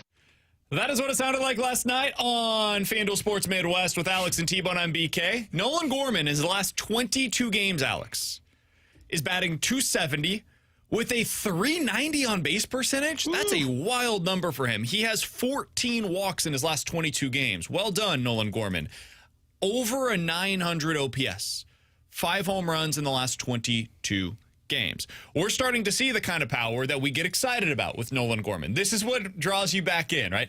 He has those stretches where he goes like 3 for 37 with 20 strikeouts. You're like, this guy's never going to get a hit again. And then, boom, suddenly for a month becomes the best hitter on the team. And this is the value of a player like Nolan Gorman, is when you stick with him or for 162, you're probably going to get about 25 to 30 home runs. And I remember, Alex, over the last few seasons, we've seen this where guys would go elsewhere. Adolis Garcia goes elsewhere and is fine offensively, but you see the home run totals, you're like, I want that. You'd see, who was the third baseman that Cardinals fans love? Patrick Wisdom. He goes to Chicago, puts up, I think it was like 28 home runs, and Cardinals fans are like, gave that up. Could have had that. Yeah, but he's striking out 220 times, and when he does that here, you would be furious. No, we need that. Well, they had Matt Carpenter at the time. And I'm speaking for all Cardinals fans. That's unfair. It was a portion of the texters that we saw that from. But this is what it can look like at times with Nolan Gorman. Ollie Marmol was asked yesterday on the Gas House Gang, his weekly interview that he does with them, about Gorman and the production that we're starting to see. Here's what he had to say about the improvement that we're seeing from him offensively. He's settling in. So he's going to continue to work defensively and continue to take strides there at third base. But offensively, man, he's done a nice job of controlling the strikes a little better. The punch outs are still there. That's going to be the case. But from quality of at bat, man, we're seeing some pretty high production. And to your point, since June 1st, he's done a really, really nice job. And that's important, man, because it didn't start off the way he wanted. But as of late, it has looked really good. And he's worked hard with Brownie of being more direct, using the whole field. Like yesterday, like that is, he's got a couple things he does really well. One, it's just easy pop. So he doesn't have to try to generate more than just taking a fluid swing. And when he does that, man, the ball jumps. And yesterday, not trying to do too much, just stays on it and punches that ball to left center field. And it's a big part of the game. So he's using the big part of the field. He's not trying to just pull. And because of it, he's being rewarded. Alex, when you think about where you're at with the left-handed bats, most prominently Alec Burleson, Nolan Gorman, Brendan Donovan, Lars Nootbaar, how do you feel about them compared to the way that you did heading into this season? I feel like you have too many of them that profile as the same. And Gorman doesn't fall into that. I think Burleson's got a little bit more pop than I originally thought, but he's more of just the on-base king. I feel like you have a lot of left-handed hitters that don't provide a difference maker for your lineup, and meaning Nootbaar and Brendan Donovan. And when you talk about adding J.J. Wetherholt into this, who is also a left-handed hitter, you just have a lot of the same. And it's why Nolan Gorman is so intriguing. But if I'm 100% honest with you guys, I still have my guard up. Like, I still don't trust it. He could end this season by putting up 20-plus home runs in 100 games, and I still don't know if I would look at this as you're a difference maker. He's a difference maker, but for a time, and you're still searching for that consistency. But if I'm trying to manage this roster, and I know that Wetherholt's coming, I think I'm starting to view this as Donovan and Nootbaar might be the odd men out, because Burleson, to me, is a mainstay right now. And although you need to have lefties, I don't think you have to have 5 or 6 lefties in your lineup. I think you need about 3 that are just consistent every day, maybe 4, and that's when you have to start looking at cutting ties. I think that puts Lars Nootbaar at prime candidate number 1 to move on from because of how Alec Burleson has emerged this season. And then I think you get into the discussion of, is it Gorman or is it Donovan? And it's pop versus consistency. Yeah, I think I'm settling in. Like, I feel the way that you do. Man, I don't know how much I trust this. Because, like, I'm looking, like Ollie in that cut there said, since June. So I look at Gorman's numbers since June 1st, and it's 249, 845 OPS. Like, it's really good numbers, and slugging 491. But then when you look even like month by month, he does have another one of those where it wasn't as noticeable, but July was a bit of another one of those dips where he's kind of sandwiched. June really good, July a little bit worse, and then again, August has really spiked back up here. He did only have 28 at-bats. He was hurt in July, right? Okay, that's fair. Yeah, he got hurt in July, but it felt like one of those months where it could have been one where it swings back down. But I think I'm just at the point now where I'm willing to accept that because he has the thing that you just don't have. I mean, you mentioned Nootbaar. You can bring up Donovan. They kind of profile the same. I think Wetherholt's probably going to profile more like Donovan and Nootbaar than I think people give it credit for. So I look at Gorman and I go, sure. Is it going to be times where I'm looking at this going, wow, this is tough to watch? It is, but I also know when it's right, it's the perfect like 5 or 6 hole hitter for what a contending team wants, which is a little bit of power from the left side. Would you rather have Gorman or Walker? Right now? No, moving forward. Gorman. Yeah, like if I'm answering that question today, it's very clearly Gorman. I don't think anybody could possibly answer that with Walker. I don't know what my answer will be on that a year from now. My hope is still that Walker figures it out. The faith is not exactly super high right now. Starting to dwindle. Yeah, I've given up. It looks horrible. I mean, even last night. Yeah. Not good. But you got to keep playing him. It is what it is. As I look at it right now, man, I think to myself, you look at a lineup, Wetherholt leading off next year, Herrera batting second, Burleson third, Contreras fourth. All of that to me makes sense profile-wise with how those guys could be. Gorman bats fifth, Wynn sixth, probably, I suppose, Jordan Walker in right field, seventh, and then catcher Scott. That lineup makes sense. I'm not telling you it's a great lineup, but all of who they are as players and how they profile, they make sense in those respective spots. It also filters through some of the redundancies that you already have. You mentioned, T-Bone, and I agree with you, Lars Nootbaar, Brendan Donovan, and J.J. Wetherholt. They are all somewhat similar in their profile as hitters. Get on base at a decent clip, hit for a little bit of pop, bring a little bit of value as runners on the bases, and get on base at a pretty high clip. If they're all basically the same, I don't need 3 of them in my lineup every day. That's actually probably too much redundancy. I'm not even totally sure you need 2 of them in your lineup every day. So what if you traded, I don't love this idea, but hey, it's something they've got to at least consider this offseason. What if you traded Newt and Donnie this offseason? And you decide, out of the 4 lefty bats that we have right now, we're keeping 2 of them. And it's going to be Gorman and Burleson because they're the most different from what we have with J.J. Wetherholt coming up through our system right now. It's something that I think at least has to be considered. Because when you look at the lineup, positionally, it makes sense this way. And with how their skill sets play off of one another, how they complement each other, I think it actually makes sense for your lefty bats next season to be Wetherholt, Burleson, Gorman, and Victor Scott. A hell of a lot more than if I have Wetherholt, Donovan, Nootbaar, and Scott, for example. That first option, far more appealing to me than the second. Yeah, and I hate it because I think Brendan Donovan is kind of a DNA type of player you want to build around, but I understand the tool set that Nolan Gorman has is something that you just do not have in your organization and how tough it is to find that type of player. And when I look at Lars Nootbaar, I say Alec Burleson has done your job better in the last 2 seasons. And J.J. Wetherholt, this is the hard part because he's an unknown. But he's a left-handed hitter that is all about contact and speed and doesn't necessarily have the pop. He might. I think we're maybe underselling the pop a little bit. I mean, he has 16 home runs in 94 games this year in the minor leagues. Maybe, but majors is different than minors, and I don't know what it looks like. But when I go off of profiles, J.J. Wetherholt and Brendan Donovan are a lot more similar than J.J. Wetherholt and Nolan Gorman. I would also add this. I think the 2 guys that have the most value trade-wise out of the players that we just mentioned are the 2 that I said they could potentially trade. Yeah. Donnie and Newt, to me, would get you the most in return.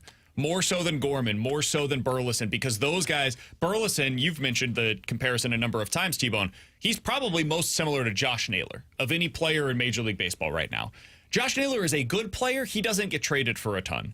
And then you look at Nolan Gorman, like, hey, if you want to look at a one-for-one comparison, he's not as good as this player has been, but like Eugenio Suarez didn't hold a ton of value. Because you can find players that strike out a bunch, hit bombs, and hit for a low average. Those guys you can find on the market every year for 10, 15, 20 million bucks. Cardinals don't want to pay for that. So that's what makes Gorman's home run power valuable to them, is that they don't want to go to the market to spend for it.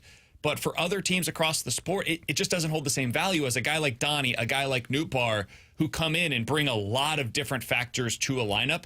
They would make a ton of sense for a contender, setting the table for Aaron Judge and Giancarlo Stanton, or setting the table for Kyle Schwarber and Bryce Harper, setting the table for Mookie Betts and Shohei Ohtani.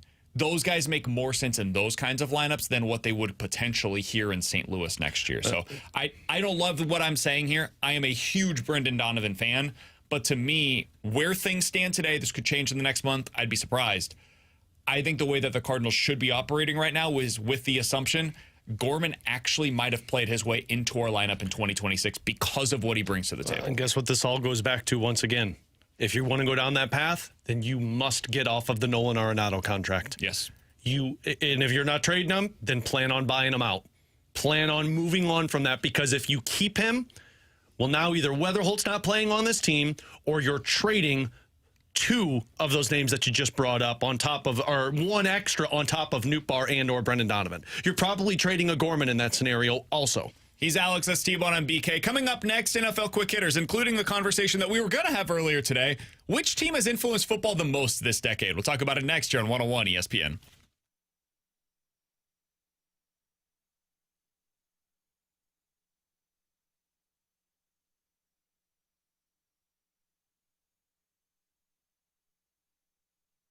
Alex Ferrario with you to talk about my friends out at Rhino Shield, who can change the exterior of your home or of your business. And I want to talk to the homeowners right now, because this was the situation that I was in 5 years ago. We purchased the home. The exterior was brick, and it was something my wife, she loved everything about the house, but just didn't like the look of the exterior. And I was thinking, okay, well, that's not going to sway us away from purchasing the home. I can go get paint. I can do this myself. And I am so happy that I talked to Darren over at Rhino Shield, because he explained to me that when you use paint, it's going to deteriorate. The moisture from all of the rain that we go through in St. Louis or in Illinois, that is going to deteriorate it. The sun, UV rays beating down on it in the hot summer, that's going to deteriorate. Rhino Shield is a ceramic coating that is engineered to outlast paint. It blocks UV rays, so you're saving money on energy bills. It resists chipping, cracking, and fading.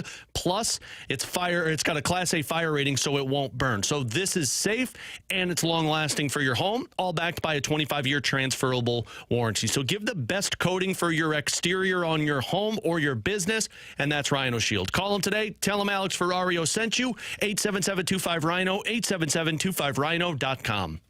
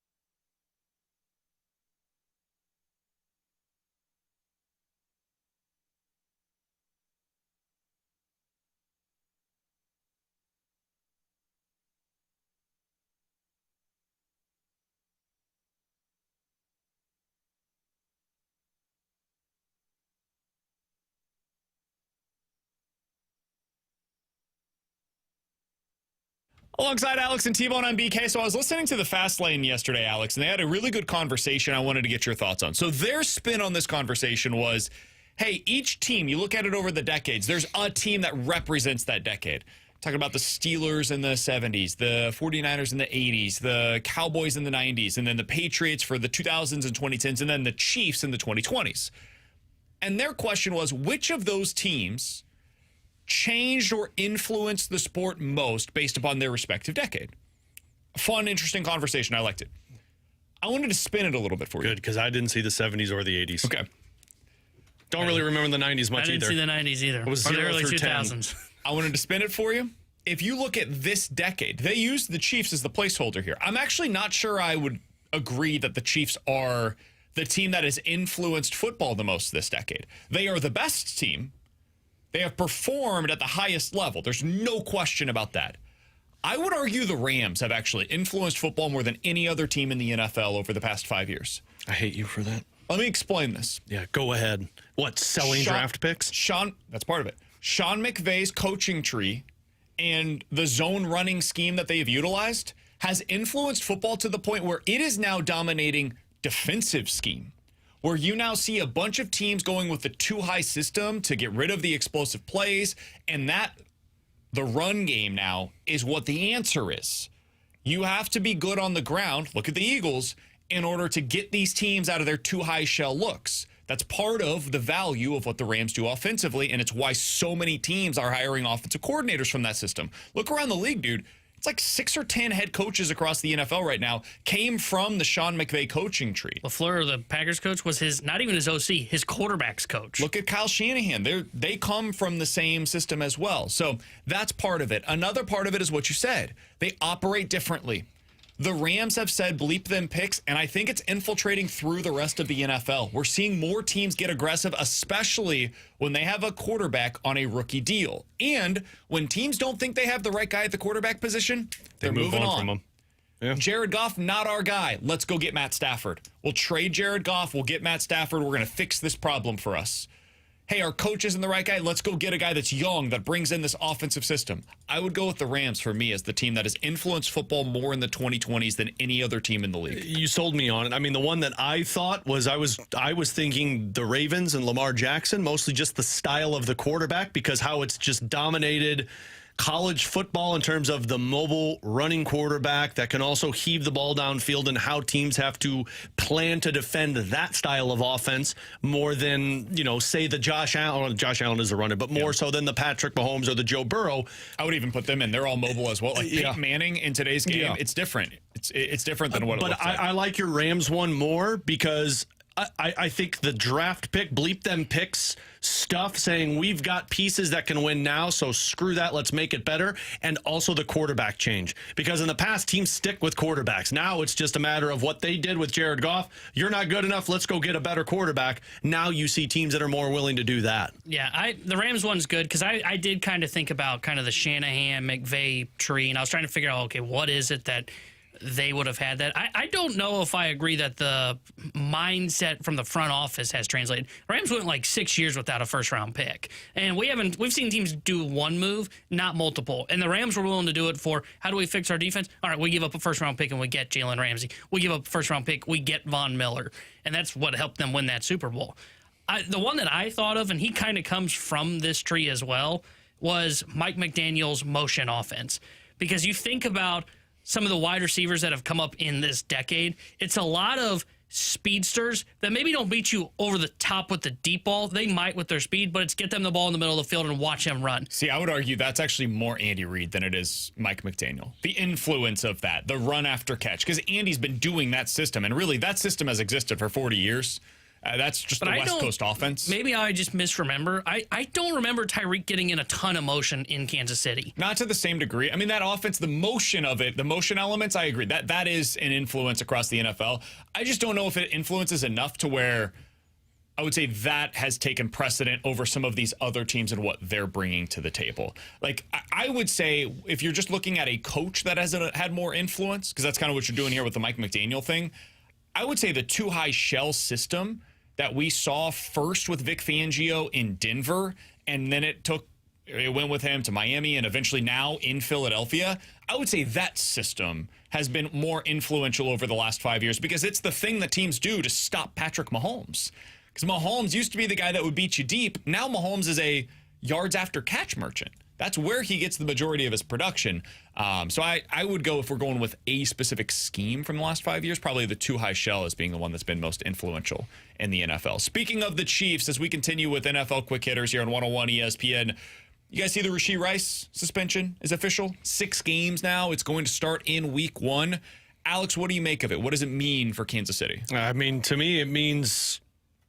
I don't know if it affects Kansas City that much. They still have weapons that they can utilize, and you're trying to get through 6 weeks. Now, if you completely lay eggs in the first 6 games of the season, well, then you might be behind an 8 ball. But even if they go 500 in those 6 games without Rashee Rice, I think they're going to be fine because Rashee Rice is just that damn good. Like, before his injury last year, it felt like he was unstoppable. So I don't think this is going to affect them very much. Frankly, it might benefit them because he's going to be well rested for the final stretch of the football season. Yeah, I think it makes those first 6 games, especially like Detroit, Baltimore, Philly, even the Chargers, more interesting. I think the Chiefs' offense is still going to be fine without him. And like as Alex said, now that he gets to come back, he gets to have 6 games that didn't wear on his body. Okay, that's a huge plus for the Kansas City Chiefs, and he gets the bye week again too, so he doesn't even miss that. I'm not overly concerned about the Chiefs. I think when you're talking like fantasy purposes, it makes Rice more of a sleeper pick as he probably slips in drafts now. Worthy is a guy that I would really target for fantasy football. How you do this for fantasy. What does it mean? I would target Worthy now a little bit higher because of that, but Rice is the one that I'm sleeping on. By the way, I'm still avoiding Kelsey. I just don't think Travis has it in him anymore to be a tight end that I'm taking super high. I mean, for Rashee Rice, like I think there's the. I don't want to draft him too high because you're missing out on 6 weeks, and you frankly need guys who can play now. But man, like if I'm in the 7th round right now, guys around him, just as an example, Jawan Jennings, Rome Odunze, Keon Coleman are the players that are around him. Stephon Diggs, Jordan Addison. If I get to the 6th round and feel like I'm in a good position with my starting 4 in terms of elite playmakers, I'm going to take Rashee Rice because if that's my flex option by the time he comes back in week 7, that sets you above the rest if you're using that as your 3rd wide receiver. Xavier Worthy is going in the 4th round right now. That feels high to me. He had such a weird season last year that I'm not going to bank on him being a wide receiver 1 for me. Here's the problem with drafting Xavier Worthy this year. You want to win. Like the goal of fantasy football is to win your league. It is not to get 2nd. It is not to get 3rd. For most of us, the leagues that you're playing in, you're probably putting most of the money to 1st, right? You guys, that premise you would agree with. Okay, so Xavier Worthy, if he's really good the first 4 weeks of the season, what's the plan? Are you trading him then? Because the people that you're trading him to potentially also understand that his value diminishes the moment that Rashee Rice walks through the door. Are you keeping him and keeping him in your lineup weekly because of what he did in the first 4 to 5 weeks of the season, and now you're getting diminishing returns because he's not the number 1 receiver whenever Rashee Rice comes back. And now you're having to push the ball to Worthy and Kelsey and Hollywood Brown and Rashee Rice. I love Xavier Worthy. I think he's going to have some big weeks. I just don't see enough upside for him later on in the season when you really need those spike weeks for me to take him in the 4th round. I'd rather have guys like Jamison Williams, Jackson Smith-Njigba, Terry McLaurin, DK Metcalf, Calvin Ridley, Tet McMillan. I would definitely rather have Zay Flowers. I think I would even rather have. Yeah. All of these guys to me are better options in a similar range of the drafts to Xavier Worthy. Yeah, but I mean, I might be the guy that takes Rashee Rice way earlier than when most people would, but I think that's a banked, if I'm struggle for 6 weeks, that's a banked thing that could benefit you down the stretch. Would you flip that? I agree with Alex, by the way. I would rather have Rice on my team than Worthy because he has more value when the games matter more for your fantasy team, and you can still use him as a trade asset. If your team is struggling in the first 4 weeks of the season, you feel like you're getting underwater, you can trade him to a contender that's done well in those first 4 weeks because they can then stash him for just another week or 2 get the value of him later on, and you get something in return. Like think if you're in the middle of the pack in terms of the draft in the first 3 rounds, like you can get yourself a elite running back or an elite wide receiver. The second round, you're talking about a really good running back or a second elite wide receiver. And then if you get a quarterback or a running back in the 3rd round, man, I've got 3 pieces that could probably carry me for the first 4 weeks. And if I struggle after that, well, then guess what? By week 7, I've got another wide receiver 1 returning to add to what I already have. I mean, play it by your league. If you don't have to take him until the 7th round, don't take him until the 7th round. But I'd be willing to take him. Let's see here. Looking at some of the options in front of him. 6th round receivers right now: Jerry Jeudy, Deebo Samuel, Matthew Golden, Jalen Waddle. I'd rather have Waddle than him. Ooh, I had Waddle last year, though, and he was not good. I think he was hurt. I think we're going to see him become the number 1 receiver this year in Miami. 7th round, it's Ricky Pearsall, Jacoby Myers, Chris Olave, Juwan Jennings. That's once you get to the 7th round, once you get beyond those players that I mentioned in the 6th, I'm probably taking them. Yeah, there's a couple in the 6th that I would be willing to take him over too. Yeah. Not all of them, but like there's a couple that I would. Matthew Golden, I'd probably take him over. Agreed. Debo, I'd go back and forth there. I would take Rice over Debo. I don't think Debo's got much left in the tank. I think Debo's going to be hurt by the time Rice comes back, and then you're still looking for something if you have that as your second wide receiver. Yes, you guys view him as either way. You guys view him as a 6th then. Yeah. Somewhere in the 6th round. I might be as aggressive depending on how the draft goes in the first 4 rounds. I might take him 5. Running backs in the 6th round include Isaiah Pacheco, Aaron Jones, Caleb Johnson. Yeah, I'd probably, other than Pacheco, I would take him over any of those running backs as well. So, you're probably talking about a 6th round pick when all's said and done. I'm going to throw you all a curveball. I'm taking him 4th round. I'm taking him 3rd.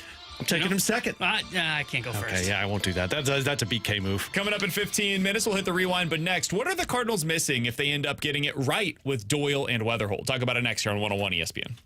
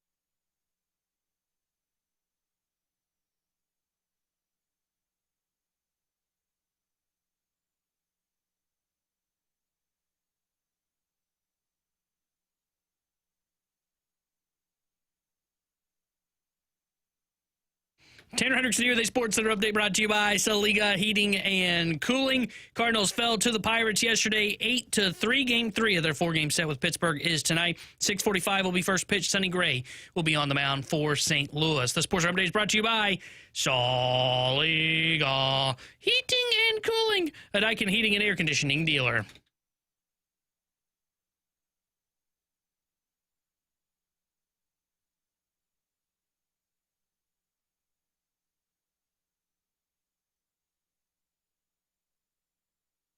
Alongside Alex and T-Bone on BK, we could spend just a little bit of time on this, but we were talking about it before the show, I think yesterday.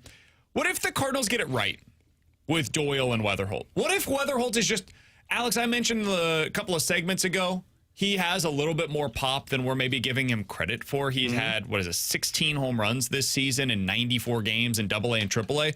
Maybe he is just a 25 stolen base, 25 home run hitter at the major league level. It's possible. What if they get it right with him? And what if Liam Doyle is a legit number 1 or number 2 starter? And all of the hype turns out he's throwing, 97 for the Cardinals with consistency. He looks like a legit front end of the rotation starter. If those are correct, and next year both are significant pieces on the St. Louis Cardinals at the big league level, what else are they still missing at that point in time? To me, a big bat in the middle of the lineup. And I guess specifically a big right-handed bat in the middle of the lineup. And I guess it doesn't really matter, but I think you're still lefty heavy. But you're missing a guy who could hit 30-plus bombs and hit 100-plus RBI. Like, you're missing the go-to guy for the roster. Like, we made the comp when we interviewed, I think it was Keith Law, talking about J.J. Wetherholt. And, I think I brought up afterwards saying, like, it kind of sounds like what Trey Turner was. Like, Trey Turner, incredible player, but like Trey Turner and Bryce Harper is what worked with Philly. And Schwarber. Or in Washington, or Trey Turner and Juan Soto. But yeah, Kyle Schwarber, that doesn't count. I know what you're trying to do there. You're missing. No, I'm talking about what the current lineup of construction is in Philadelphia. You're looking, you already got your Kyle Schwarber, right? Nolan Gorman, he's a 40 home run guy. Good point. You're missing your Juan Soto with Trey Turner. You're missing your Bryce Harper. Like, you're missing that middle of the order every single game. I know what he's going to do guy. Yeah, I agree with that. I think even if you hit on Wetherholt and he is the 25 homer, 25 stolen base guy, you need somebody with him to help him out. You need the Robin to your Batman or your Batman to your Robin, however you would view it. You need that guy that's going to come in the lineup. And I said this coming into the year. They need somebody that I can just write in pen, and it's nothing that is like stats that you probably look at and say that's what organizations are using. You need the guy that hits 30 homers and drives in 100. And I would say he probably needs to be from the right side, so you're not extremely left-handed heavy. Because if we talked about it earlier, if you are going in the outfield. Yeah, I would agree with that. Sorry, Jordan Walker, you're gone. Be nice if he could become that guy. I would love nothing more. He's not. Yeah, I wouldn't count on that. Yeah, stop dreaming, buddy. But you will need a right-handed bat for that, because otherwise you get back to the spot you were now, which is, hey, we're just way too left-handed heavy. And I think when you're talking about like Doyle, if they hit on Doyle and say he's like an ace for them, moves into the top of the rotation, and he's a flame-throwing left-hander, they need a number 2 that can pair with him, right? It's the same thing. They may have their 2 Batmans. They need their Robins with them. Or the Robins are here and the Batmans are what's missing. Or the Catwoman. Either way. Yeah, she's kind of a villain, Yeah, she's still a sidekick. But you do need both, right? You need the number 2 / the one with Doyle. You need the guy that's going to be with J.J. Wetherholt in the middle of the lineup. Otherwise, you're just kind of stuck with where you probably are now, which is you're probably a little bit better, but you're probably like floating around 500 again and maybe sneaking into the playoffs. Yeah, Liam Doyle's a number 1. I mean, you're still... Missing a 2 and a 3. T-Bone's right. You're exactly where you're at right now. Next year, maybe that works out. Maybe next year you have Doyle 1, Sonny 2, you're missing your 3, but then like Libby, Matthews, McGreevy, Pallante, hopefully down the road, TK, Roby, some of these other guys that they just drafted, maybe other guys work into that mix. But for next season, you've got 1, 2, and then 4 and 5. Pretty solid. You're missing your 3. And we got to trade our 2 for cash. Yeah, that's the other problem. You're financially motivated to move some of these guys out. And then beyond next year, you're missing your 2 and potentially a 3 starter. That's pretty significant middle of the rotation that you just have a donut hole in. And then you look at the lineup, man. I consistently look at this, and I feel like you're missing a 2/3 hole hitter. Wetherholt, Burleson, Contreras, those 3, I think if that's 3 of your top 5 hitters, you're probably looking okay. Well, I mean, it's not great, but that can work. What about Herrera? I mean, he could be one of those. Herrera's looked like, minus what this last month has been, he's looked like a number 2 hole hitter. I think in an ideal world, Wetherholt leads off. You get a new 2-hole hitter that is that 30 home run, 100 ribby type of guy, batting from the right side and ideally playing in the outfield. And then Burleson can hit 3, Contreras 4, Herrera 5, Gorman 6, Wynn 7. And now you've got a lineup that you look at and you're like, okay, that's pretty good. That makes a lot of sense to me. That looks like a, maybe not World Series contending lineup, but a lineup that can contend for the playoffs. Then you go back to the rotation. It's like, oof, but you're still pretty far. You're still pretty far. So I think it's a 2-year rebuild. I think T-Bone's right. You're still where you're at right now. You have a really good pitcher and then nothing else behind it. This offseason, offensively, you're still pretty far too. Yeah, that's very true. Because like the 30 homer, 100 RBI right-handed outfielder, he said, we can create him in MLB The Show. I don't know where he's at out there. So that's not real. That's what I wanted to get to. Is this offseason you should be targeting somebody that you think can be that in a trade. And I'm talking about a guy that is in a minor league system elsewhere. So maybe that trade that we're talking about with Donnie or Nootbaar, maybe it's not for pitching. Maybe it's not for somebody that's going to help you next year. Maybe they target somebody like Jesus Baez this year at the deadline. They targeted him not because they necessarily think he's going to be somebody that helps them next year, but hey, he's got some decent upside. If he hits it, he either plays well for us at third base potentially, or maybe he becomes a trade chip for us down the road. That's possible as well. Maybe these guys that we're talking about, Donnie, Newt, Gorman, etc., maybe they end up getting flipped for somebody that's a little further away as well, aiming for that upside once again. But instead of being somebody that they draft that's 18 years old and is 5 years away, maybe it's like 2 years away at this point. All right, he's Alex, that's T-Bone, I'm BK. The Rewind is next here on 101 ESPN.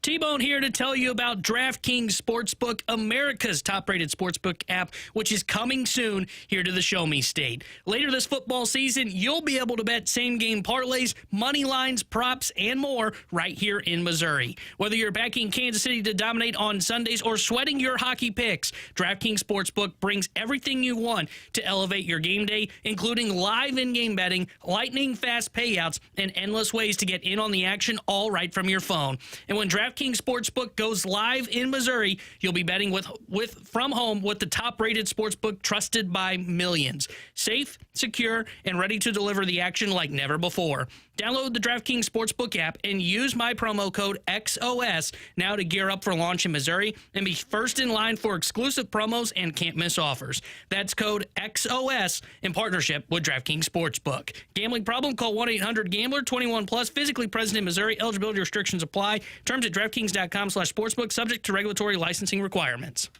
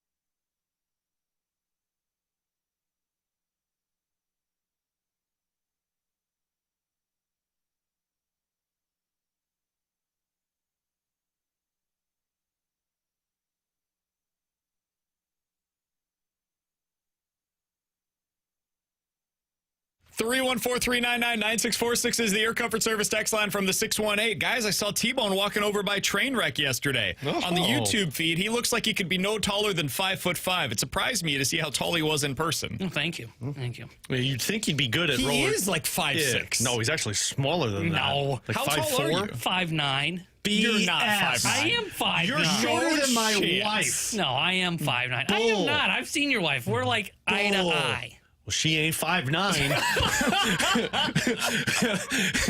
All right, well, then maybe I'm thinking of somebody else. Look, T-Bone, I'll say it this way. T-Bone will ace the limbo on roller skates. That's right. Except he can't skate.